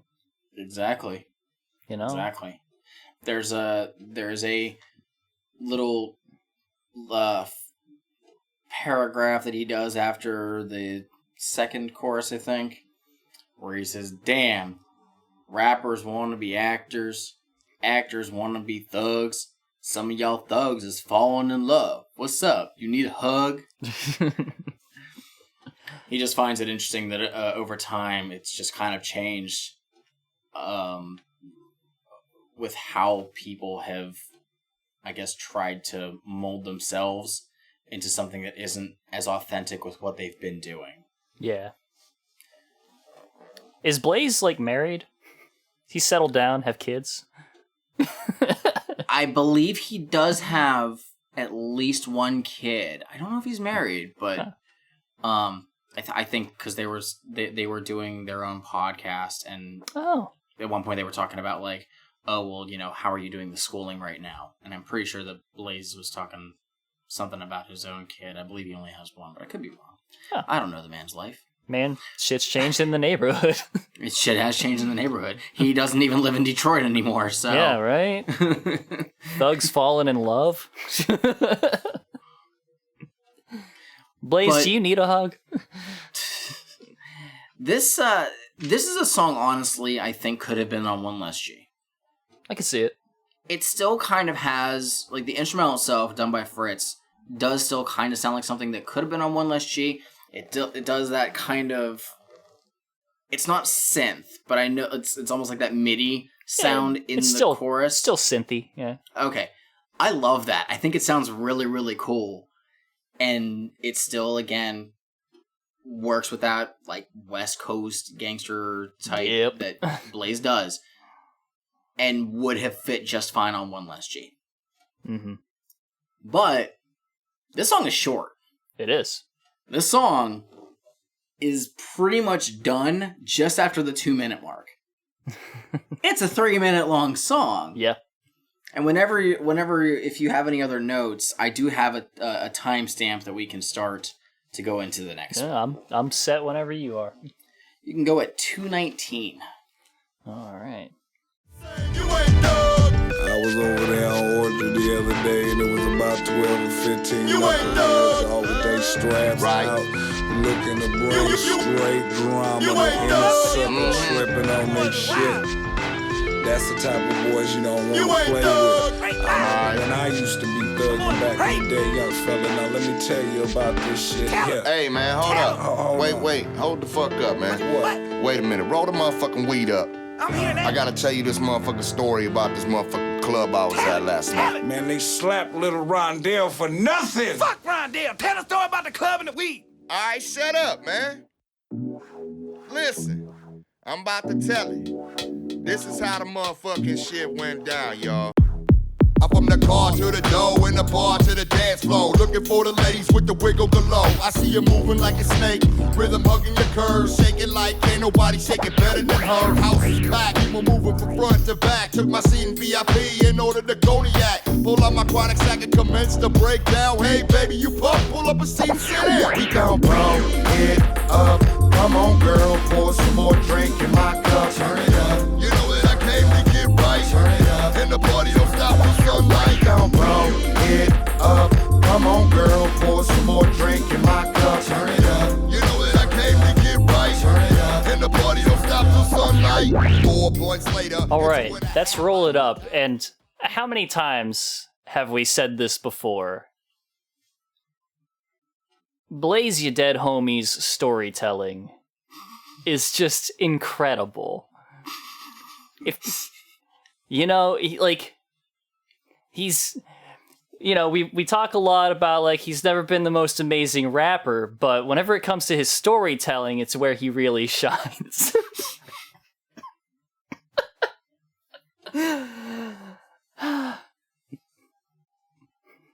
What do you have? I feel like there's more you want to delve into with this. No, that's all I had to say. I just wanted to do a J thing.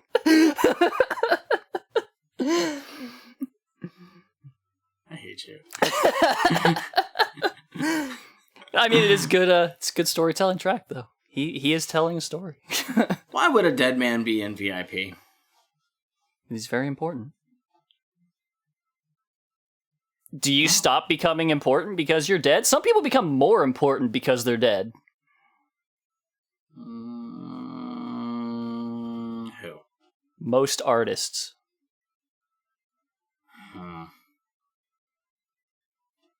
Yeah, I guess you're right. I mean, this is true. I did not know who Blaze was until he was Blaze You Dead Homie, so... Yeah. I mean, there you Mike, go. do you know how much Starry Night was worth while Van Gogh was alive? Nothing. Nothing is how much it was worth while he was alive. So, this starts out as a weed song, and then just becomes like a pimping track. Yeah, he's talking about a thing that happened in the club. That's true. I love the skit going into it. It's annoying that it's tied to the very end, but it's funny whenever you just listen to it through because you have Jamie Madrox talking to Blaze while other Jamie Madrox is yelling in the background. Is that also Jamie Madrox? Because a deep voice is not... Oh, yes, it is. Okay. That is totally is. There are tones in it that just don't sound quite right to me. Nope, that is...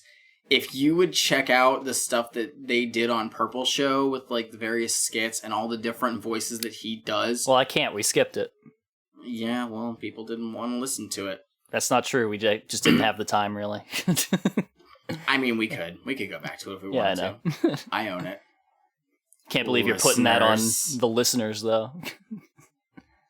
Because I asked before if people were interested in some of that stuff, and some people were like, the listeners. No.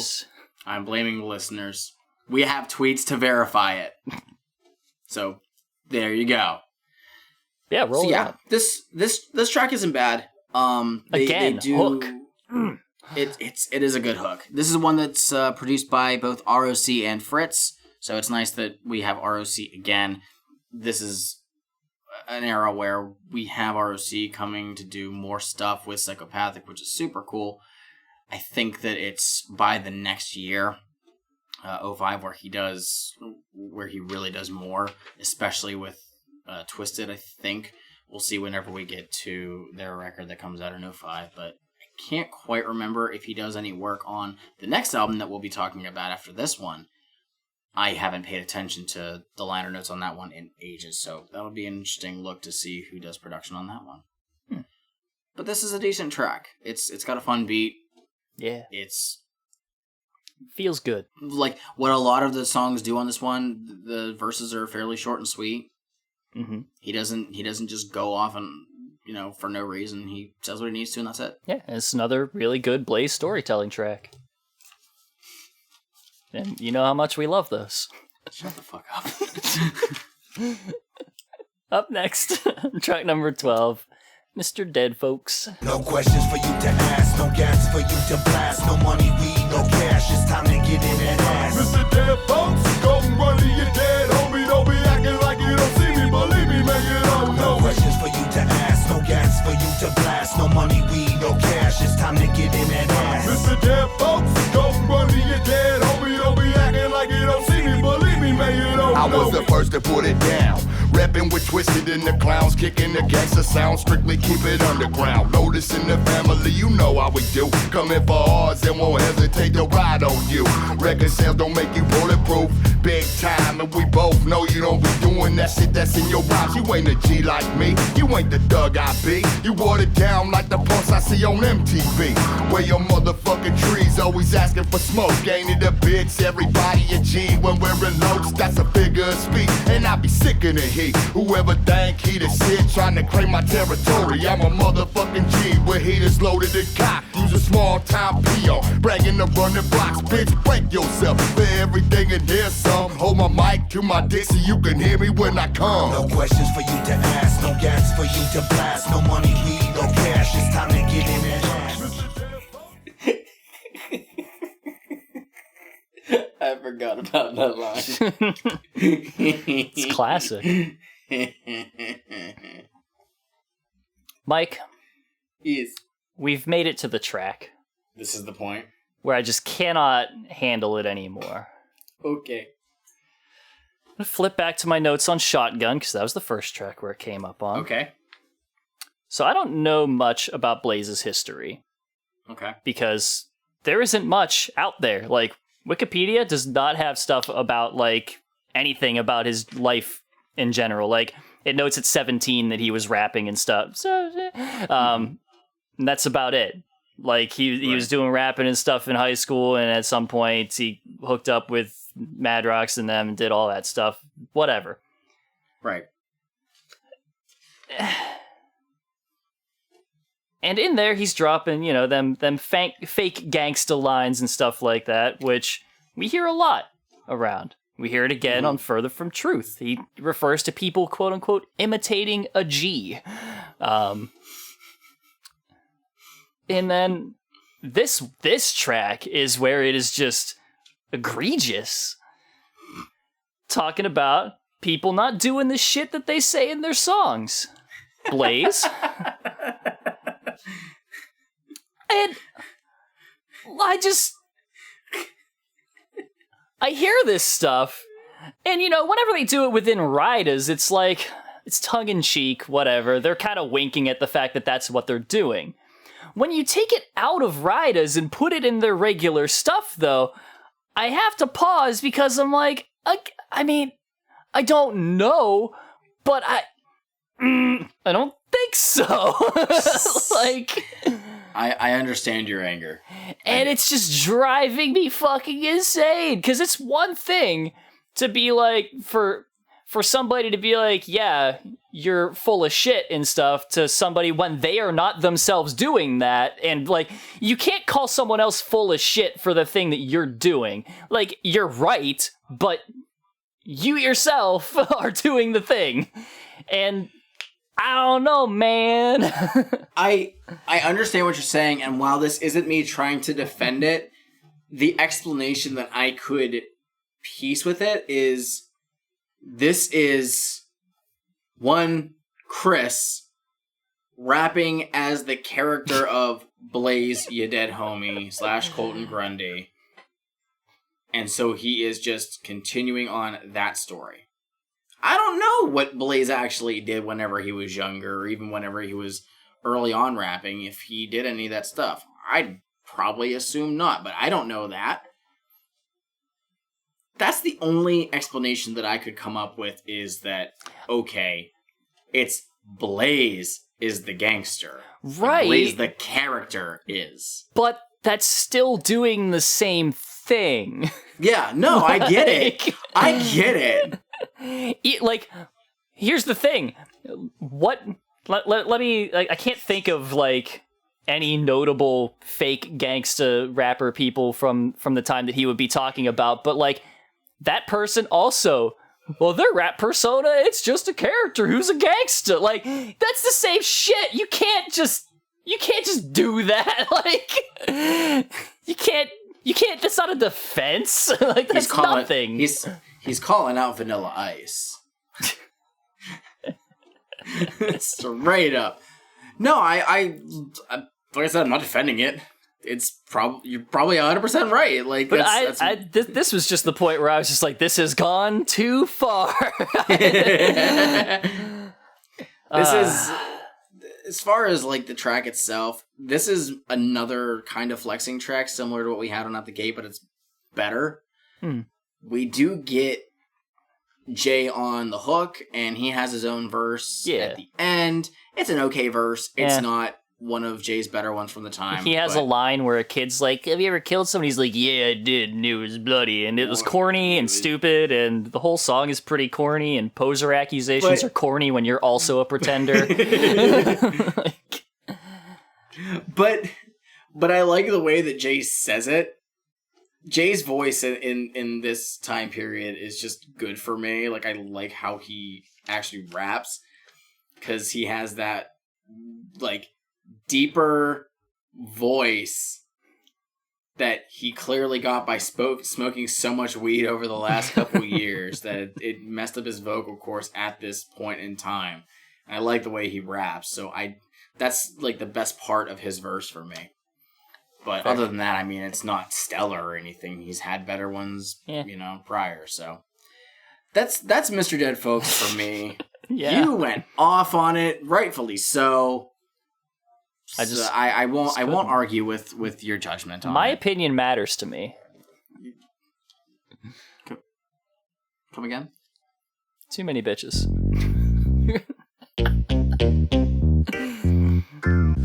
many bitches wanna see this stuff when I be riding. Doing about 25 on I-94. Too many bitches wanna see this stuff when I be riding. Doing about 25 on I-94. Bitches call me daddy. They like the way a motherfucker creep through the hood in a caddy. I'm a Mac in my own right, like Cube said, getting my dick sucked in the alley by a chicken head. I don't love that hoe and I ain't handcuffing too many bitches and they turkeys need a stuffing. Like this one bitch called me the other day, begging me to drop over and beat it up properly. I'm like a young Will Stilled in his prime, cause there's also many bitches and there's also little time. They all want a piece of the dead and they can't have it. I'm still a little picky on which hoes that I'm stabbing. So if I serve dick to you, you been blessed. I'll go home and brag about the shit to your friends. That's the way it goes, I suppose. Gotta hit the stove for some more rubbish for these souls. Too many bitches. Too many bitches wanna see this stuff when I be riding. Doing about 25 on I-94. Too many bitches wanna see this stuff. You know, I just have so many women who are trying to fuck me, you know? It's a nuisance, man. My dick needs some air. And yeah, I love sex with women. I do enjoy it, but I need a break. I'm tired. I have a lot of shit to do today. And like every 5 seconds, there's some bitch calling me on my phone who's like, I really need you specifically to fuck me. You, Blaze, the only one that can do it. Please. You're so good at sex. I need help. And then Blaze is like, bitch, I'm busy with your friend. She's like, well, can you give me ABK's number? Because he is nearly as good. I love this song. But I also love to make fun of that.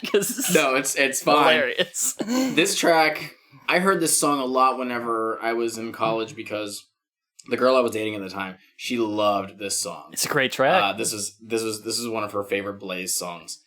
But well, actually, this is a drive-by track. This is the fuck up. This is the other like hoodrats song, but it's like way better than Hey You.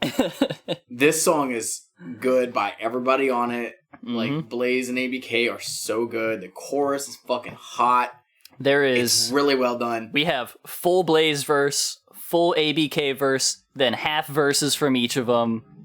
Really good. It's a perfect marriage. And it works. Also, in those half verses, this was a thing that I said I had a thing to talk about with it. I don't think I ever said about this song in particular, but this is a thing that I had to do some digging for, and not a lot, but a little bit. So, going into ABK's second verse, as Blaze is wrapping his up, you get a legit fucking hoo-dee-hoo, and I'm like, oh shit, and I'm like, it clicked in my brain, I'm like, where the fuck? I know that from somewhere, and it's not probably where you think, actually. I knew that from a Missy Elliott track, Pass the Dutch. And then I had to, I kept digging for it, and I'm like, Outcast, alright.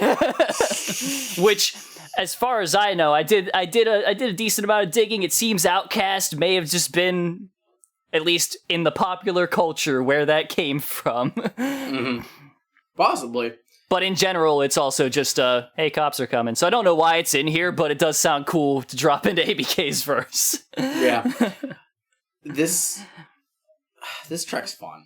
Yeah. It's straight up fun. It's great. One thing I forgot to mention on earlier on is quite a few of these tracks are songs that have been done at concerts. I can imagine. Yeah, so immediately what I was looking at, I believe that part of Bump This Shish is done in shows. Well, that was hard for me to fucking word. Sure. He definitely has done Touch of Death. Shotgun has been done. I don't think I've ever heard Etched Out, which really bums me out because I love that song.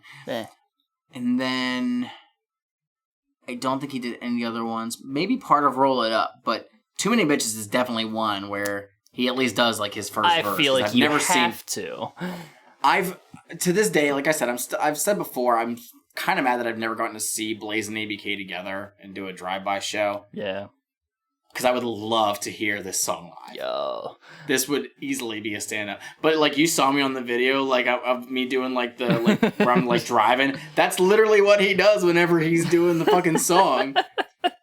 But, like, it's fun. This is a fun fucking song. It is. There's nothing bad with it. That hook is good as hell. It is. Who it all is the on, actual hook. Who else on that So hook? this one... Because I can imagine that it's... holy shit! Is Rude Boy on here? No. Okay. I didn't know this until just now. Somebody's got some smooth vocals on those hooks, doing the, like, little... Yeah. I'm so mad I didn't know this. That's MC Breed. What? That is Breed. Additional vocals by Breed. That's Holy awesome. fuck! I did not know that until literally just now. Because yeah, we didn't. What you know, the fuck? You didn't get to hear it on here, but like in the later hooks and stuff, you have like a doing about 25, and like it's so good. Fuck! Son of a Holy bitch! shit! Breed, rest in peace, man. You laced up one of the best songs here. Damn. Straight you up. know, God damn. That's interesting though, because like, you know, we talked before on his album that like the only feature that was there was Esham, which is understandable because Esham was a pretty big name around the area and all that stuff. So I mean, like him and Breed probably it's reasonable they would do stuff together. But it didn't seem like he really had any contact with any other people on the label or anything like that. So for him to be on this, that's fucking cool as shit. That's a big deal. And that it changes a lot of just the perspective on like his place in the label and stuff. Like he was there. He was in it, you know? I don't know if crazy. I don't know if it was just like they called him up and they were like, "Hey, can we get your voice on this?" And he was like, "Sure," or if he was just around during this time or anything like that. I don't know if he had any other stuff that he was doing with them, but that's fucking cool. This is dumb. This is gonna sound really, really dumb. The next time that concerts happen and I do VIP at a show with Blaze, I am directly gonna ask him about this.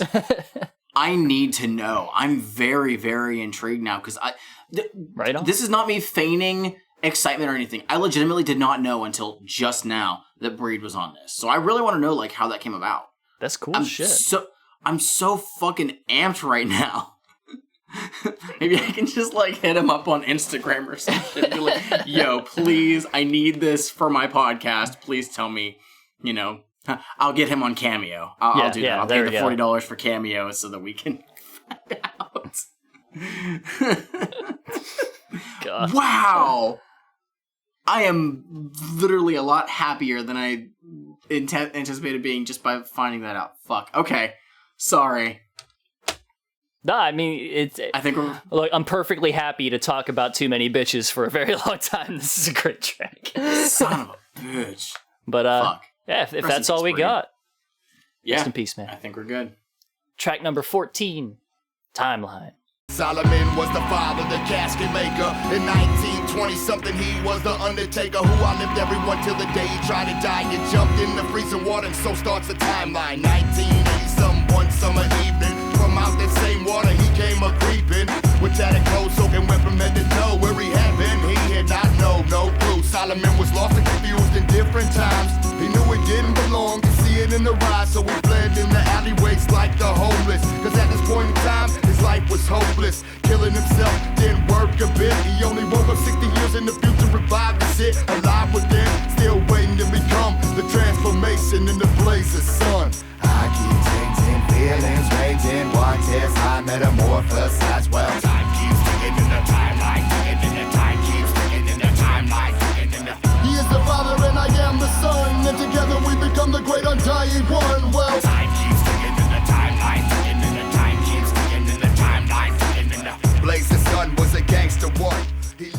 All right. So we have the track where Blaze gets into the essence of who Colton Grundy is. Real quick.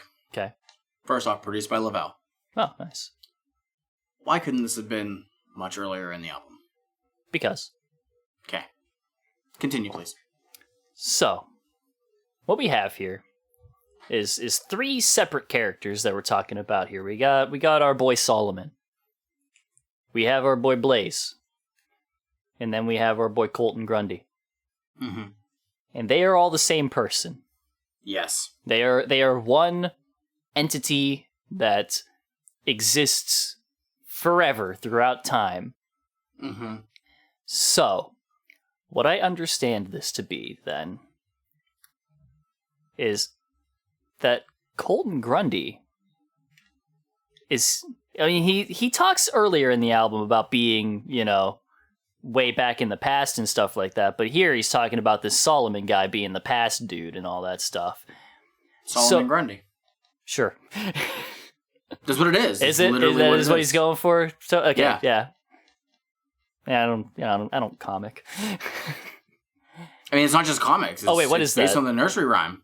Oh, I couldn't remember what the fuck that was then. Okay. Solomon Grundy, born on a Monday. Oh, that one. That guy. Yeah. I forgot about that. I also wasn't familiar with that as a kid, so. Same, but that's...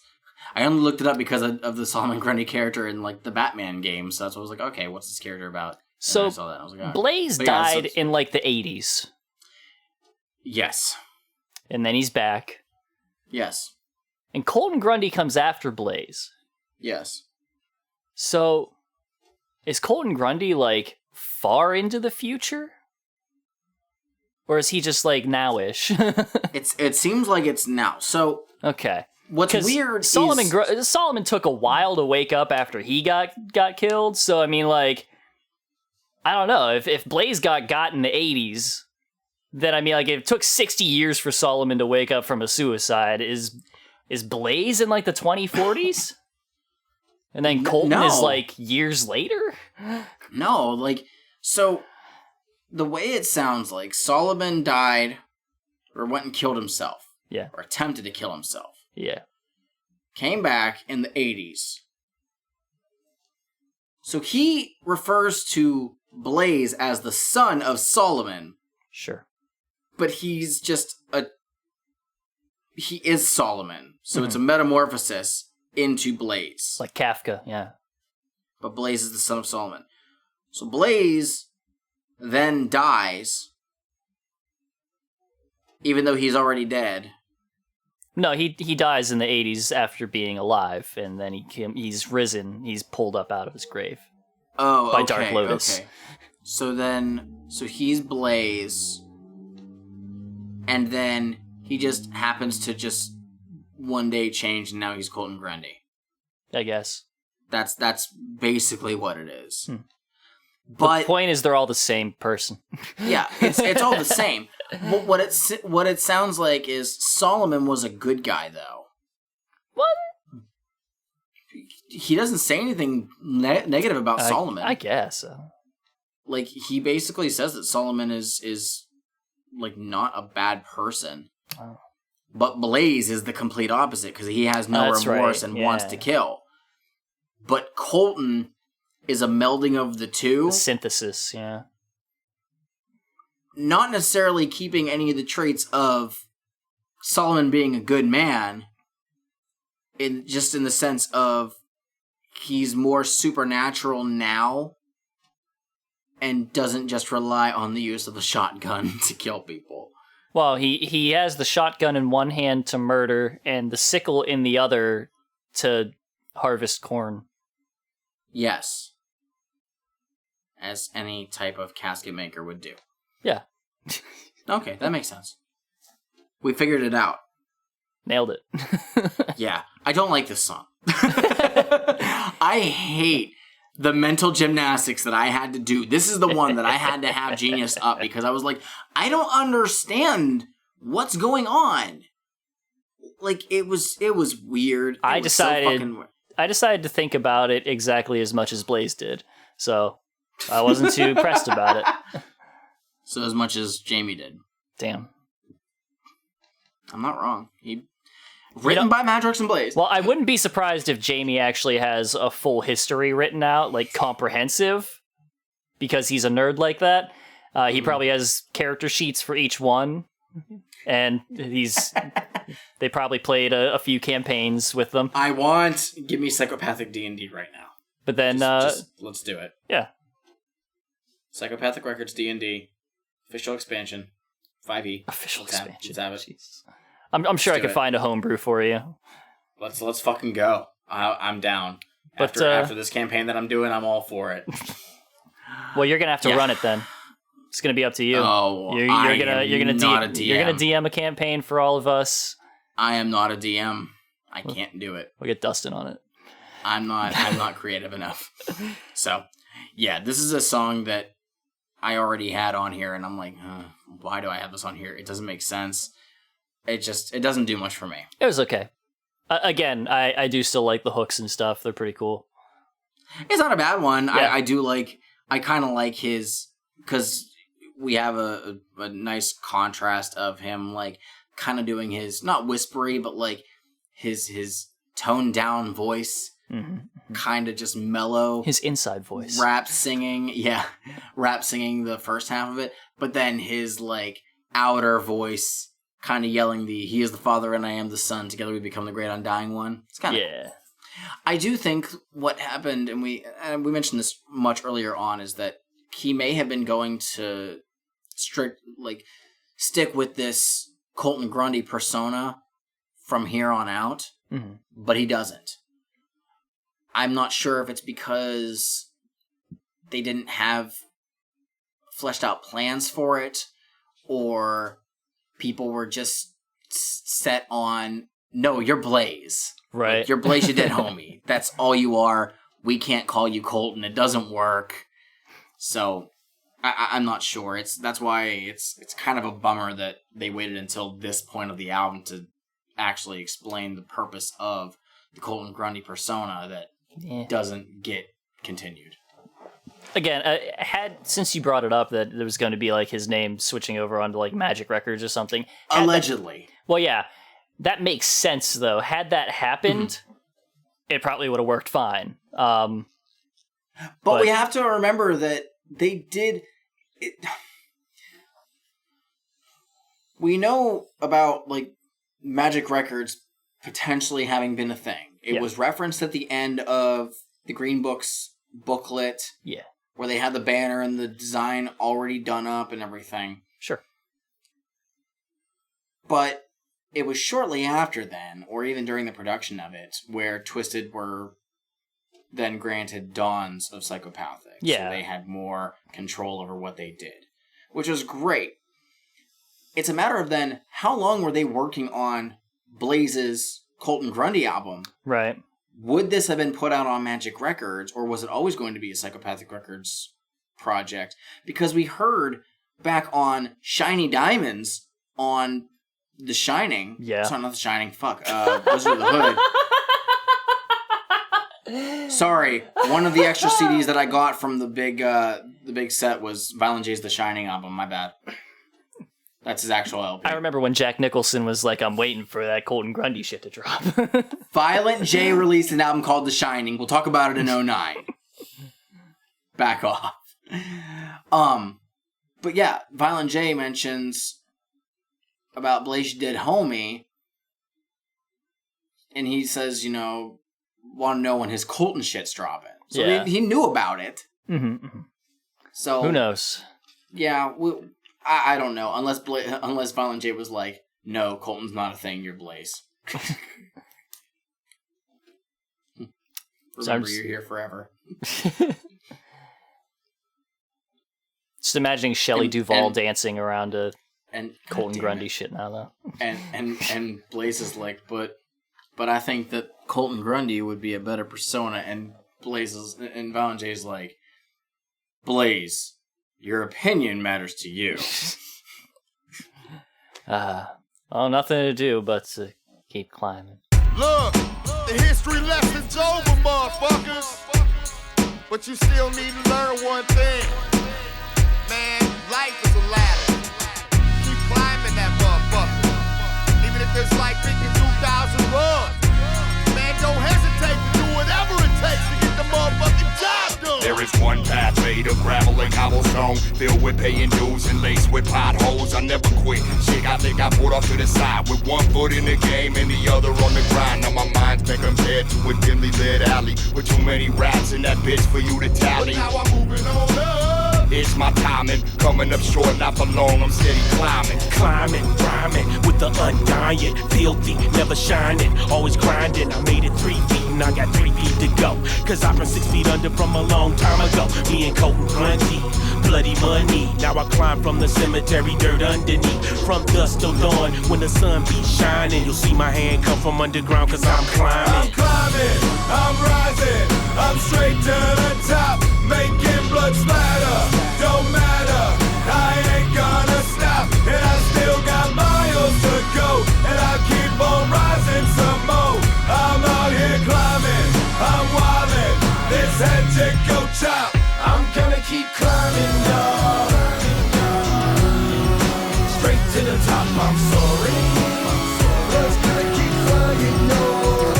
I'm gonna keep climbing, y'all. Straight to the top, I'm soaring. Just gonna keep flying, y'all. It gets bloody if I have to. Diligence. All right. We have just a fucking classic psychopathic ending posse cut. Yes. This might be my favorite of the family era, like, tracks. It's positive sounding, like the entire thing For sure. is really hype. We get the first verse from Monoxide, first and only verse from Monoxide on this entire album, which is Blasphemy. Because Twisted and Blaze always work really, really well together. So Monoxide finally gets a verse on here. Shaggy 2 Dope only has like a line at the end of the chorus.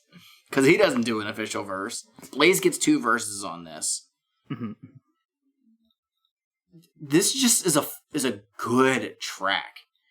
It is one of the longer ones. Yes. But obviously with pretty much everybody on the label doing something on here, that's understandable. It's an outro. It's what you want out of it. Yes. I really love Jamie Madrox's verse again. Like I said, it's so good. They're It's so fucking good. amazing. If you ain't got if you can't find your grip, you need to find yourself some 2-way tape and get sticky with it. Oh, It's such a good line. So and at the end of it, hold up though. Here's another thing that maybe you did not catch in that. Jamie Madrox stares into the future to see ICP release Miracles and uses that to take a shot at them. Oh my gosh, shut the fuck up. With his understanding of magnets that they do not have. Once again, the Twisted ICP feud continues. The disses are flying. Jamie's climbing straight to the top to shit on Jay. Actually, more Shaggy in that case because he was the magnet line guy.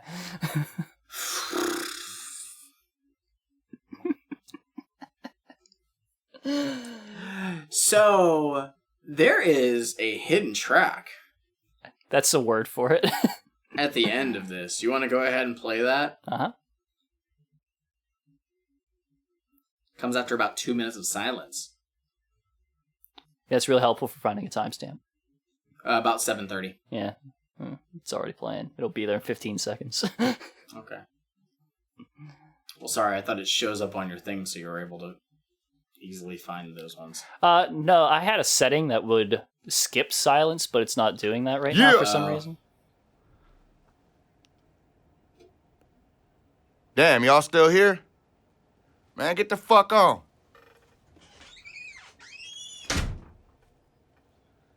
Yeah, that's So yeah, that was a hidden track. Allegedly. Can I just point out that if you look on Genius, they can't get even that small phrase correct? Yeah. I got so mad when I read that. I was like, that is clearly not what he says. There's not even music behind it to confuse you. Nope. You simpleton. But yeah, I would be annoyed if I was like listening to this, like the CD, like in the car for the first time, not knowing, and then just waiting. I'm like, well, wait, what's happening? And then like, oh, there might be a hidden track. Psychopathic does that, and that's what I heard. That would piss me off so fucking bad. It's not even that long though. But it's the fact that you have to wait 2 minutes for nothing. Oh no. Yeah. I mean, like that isn't even that long, is the thing. Yeah, exactly. So I think I've talked before about how I listened through the entirety of a hidden track that amounted to absolutely nothing. Good old Psychopathic with their fucking hidden track at the end of one of their albums where it's a voicemail and it ends on the word annoying and it just keeps looping the word annoying over and over again for minutes. And I just let it play. Chocolate Starfish in the hot dog flavored water. Oh. The last track, or hidden track, whichever it is, has its dialogue between Fred Durst and Ben Stiller. Oh, God. And it goes on, I think, Stiller laughing, and they just repeat the laugh for minutes. Actual minutes. The first time I heard it, because I didn't understand the concept of it, I thought that the CD that I had was messed up. And it made me so angry. Ah, God. And I had to figure out like how to properly like cut it correctly so that it would actually shift to the actual end of it. But it was the most annoying because it's a very annoying laugh. But it repeats the same cadence of laugh perfectly over and over again for Good like times. 2 minutes. So, but that is Colton Grundy. It sure is. The Undying. What are your final thoughts on this one, man? So I enjoyed this album. It was a very easy listen to get through, but as I said to you, actually listening to it, whenever I got to my notes listening stuff was where I was like a little frustrated with it, because like if you're not paying much attention to it, it's like whatever, it's a chill fucking rap thing. But if you're trying to like pull something out of it, there's nothing to pull out of it. Like, there's cool stuff going on in the production all over the fucking place on this. Like, it is very good. And there's very good, like, diversity of sound in it. Even if, whenever I said before about how, it, like, to me, the tracks just kind of, like, flow together and stuff, again, I feel like it's just the general vibe of them. Even if the sound overall changes, they are all kept around the same tempo and the same beat. So to me, it's just kind of like, And, it rolls. But, like, there are really good tracks on this. There's some really good standouts. And they utilized the people they had on hand very well. Like, it's really good. It is definitely, let me look up what I said about it, because I had something to say about it. And yeah, it was around. Oh yeah, he really came into his own on this album. He has a distinctive sound from what he had before, while still kind of just being like, it's still definitely Blaze. Like, there's no question about it. Even while I've said that, like, he doesn't have much to say on like any kind of a serious note, like he certainly, like, his lyricism is better on this album, I feel, than we've heard from him on most stuff. Even if I appreciate hearing him on tracks, I've never really had much to say for like his lyricism and like him being like, wow, he sure had a thing to say there, because it's just what we know Blaze for is Shotgun, and and his name is Blaze. That's what we have. But no, this one was definitely way more than that, and I appreciated it. Whenever I was trying to do a little bit of looking on the background of the stuff, I came onto the Twisted History Instagram, as I frequent with Blaze and Twisted and whatnot. Sure. With their albums.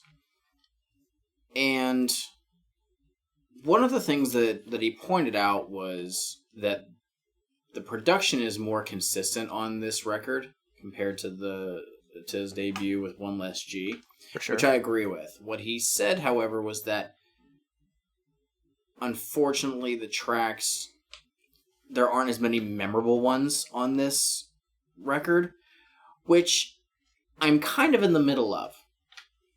Because I think that there are some amazing fucking songs on here. I really do. Yet at the same time, well, first off, there are more actual Blaze solo tracks on this one compared to One Less G. Oh, yeah. I believe that there's 9 solo ones on here, whereas One Less G only had like 5. So we get more of Blaze on his own and seeing how well he can stand on his own to Rotting Feet. But there are tracks on here that I genuinely really, really enjoy. Is there a Juggalo anthem on this one? Is there a hoodrats on it, like an actual one that matches it? For me, like, those ones, You Can't Hurt Me Now, Thug for Life, what was the other one? Nasty was another one, Casket. Those are all songs that are pretty big for Blaze, and easily some of the ones that people are most excited about, especially at shows. But I don't know if the tracks that are really good on here hit that same level of excitement for people. I don't know if it's because the production is different than what we got on One Less G, which has obviously the more quote-unquote gangster style, and that's what people liked about Blaze, and while he was doing something different on this one, which honestly is more consistent from here on out. We get this style of music from Blaze with his later releases, so this is not a one-off. But I do kind of get the idea that this doesn't hit the same highs that the first one does. Yet, I think it's a better made album. It's really weird. I have a level of nostalgia for the first album of these songs that if they come on, I don't fucking skip them. Because there's some good shit on there. It's also a matter of that intensity that Blaze had on the first album is unmatchable. He just, whether he can't match it again or just chooses not to, it sets that album apart. So, these are both admirable albums. It's kind of a, what are you in the mood to hear at this time? Yeah. So, I totally get the idea that it's not as memorable as the first album, but on the idea of how it's produced and mixed and everything else about it. While there are tracks that I don't like, that's the case with pretty much every album we've talked about. Yeah. I don't necessarily hate the stuff. So it's well done. Yeah. So I just decided to flip through my other notebook, because, by the way, this is the first album going into my new notebook that I have here. Woo! So I flipped back into my other one to my One Less G into Hood notes, and That's what I did too. I will note for you that I don't remember things. Like, I'm reading through this and I see Grave Ain't No Place, and in my head I can hear the Grave Ain't No Place for a Psycho Thug Kill Us, etc. Like, I remember that. That's cool. Mm-hmm. Juggalo Anthem, I do not remember. I know the hook is there somewhere. I just don't remember what it is. The anthem like this. Juggalo's up in this bitch. Up in this bitch. Yeah, nah. Yeah, okay. But like one of Blaze's actual biggest songs. But here's the thing that is kind of important to me on this. Mm-hmm. I get to the song Saturday Afternoon, and my only note on that track was just in all caps, I get it, Blaze.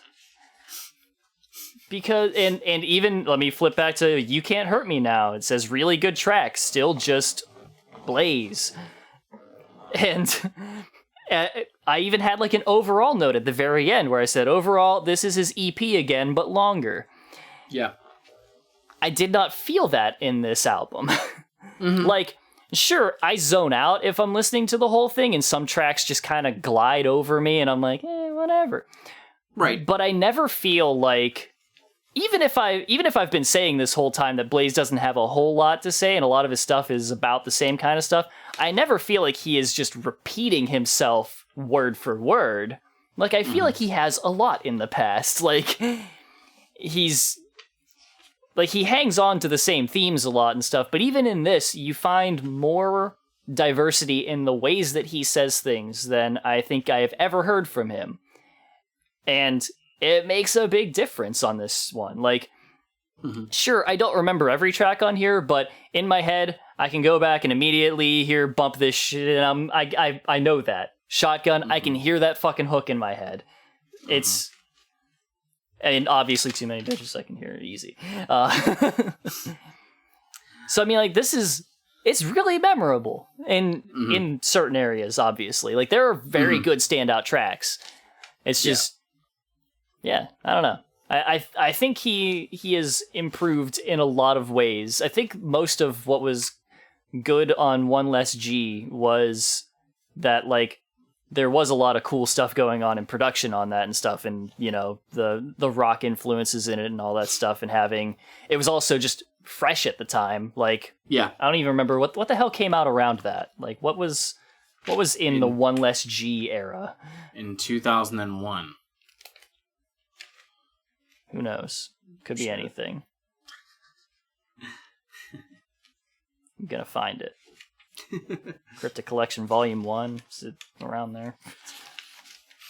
It's not. Maniac. Before the Wraith. Well, obviously. There's Freak Show. I went right through Megaface. Oh, wait, no. There's Blaze You Dead Homie, the first one. So it's somewhere after this. So, I'm going to be cutting a lot of silence here. Tales from the Lotus Pod was one of them. Okay. Forgotten Freshness 3. The second Riders album. Okay. Mirror Mirror was after that, so. Cryptic Collection 2. We got a lot of Twisted around this time. Yeah. But, like, you know, that sound was, like, all over Psychopathic at the time. Mm-hmm. This one is very different. Like, yeah. This is closer to, like, Isham's album than it is to anything else on Psychopathic at the time. I would kind of argue, because thanks to Fritz's production, this sounds more akin to what we had on the Green Book, with the exception of there's no fucking guitars. Yeah. And we had some of that on Green Book. But again, Fritz was definitely playing with different stuff at the time.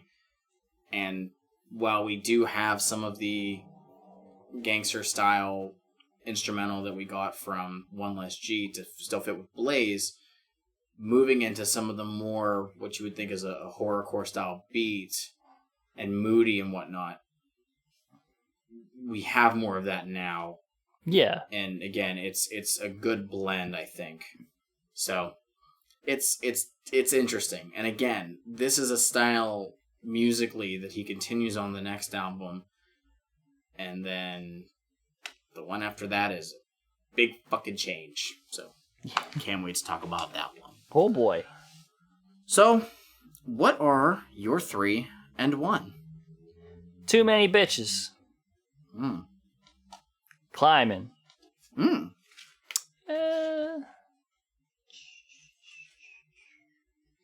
one's gonna be tough. I'm gonna jump all the way back to Bump This. Oh wow, okay. We only have... What would I get rid Oh, of? and you're 1, sorry. What would I get rid of? I don't know, man. I don't know. Maybe, I don't know, man. I'm just pretty ambivalent about a lot of the other tracks on here. I'll probably just Further from Truth, probably. Okay. I will also agree with Climbing. It's a good track. And my other two are totally different from you. No Too Many Bitches, which indicates that you're incorrect. You chose poorly. Your opinion matters to you. Yeah? This one is rough for me because there's quite a few that I really, really like. I'm going with Etched Out and If I Fall. If I could have more, Too Many Bitches and Touch of Death would be on there. But yeah, Etched Out and If I Fall and Climbing. If I have to get rid of one, it's going to be Further from Truth. That's just the meh one for me. I can't do it. Yeah. So, that was Colton Grundy. Yeah. Let us know what you guys think about this record, about Blaze's second EP. For a very simple album in terms of like what it's about and stuff, it's a very complex album to get my words together to explain.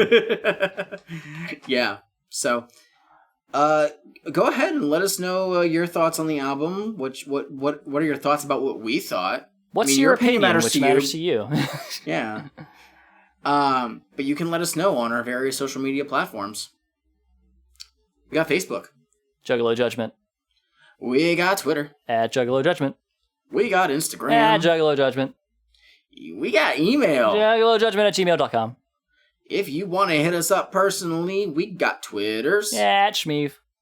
@Mike Spawn, the SEJ. And if you'd like to hit me up on Instagram as well, that is @StraightEdgeJuggalo. Do you use the 8 in that? No, I don't. Okay. It is actually Straight Edge Juggalo. I put that shit down before I had to get any numbers. Ooh. One and only, baby. That's me. I do love whenever I see other profiles of people like, and in their bio it says like Juggalo / and the comma and like this isn't Straight Edge, and I'm like copycats. I was the first one. Damn. There's probably people who are older than me and also Juggalos and also Straight Edge, but they didn't claim the name like I did, so too late. Fuck them. We love you.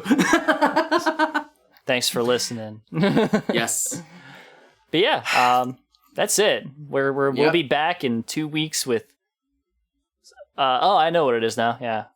Do you? Yeah, I actually have this. I had this one and the next one prepared, so I can listen to them. This is I think the next one's the last one of 2004. I think. I just know who it is. Yeah. We'll give you a hint. Get your packs and Newports ready. It rhymes with Blamoxide. So yeah, we will see you then. For now though, it's time for all the listeners at home and abroad. Finish your Fagos.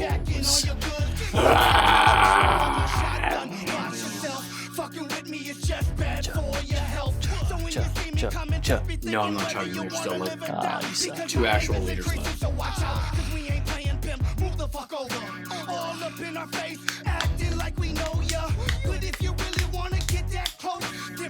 Hey, peace. Later. Shotgun, double barrel sawed-off, stay strapped, homie, this shit is about to pop off. Me, I be a G from way back in the day. With that, I don't give a fuck about your set time.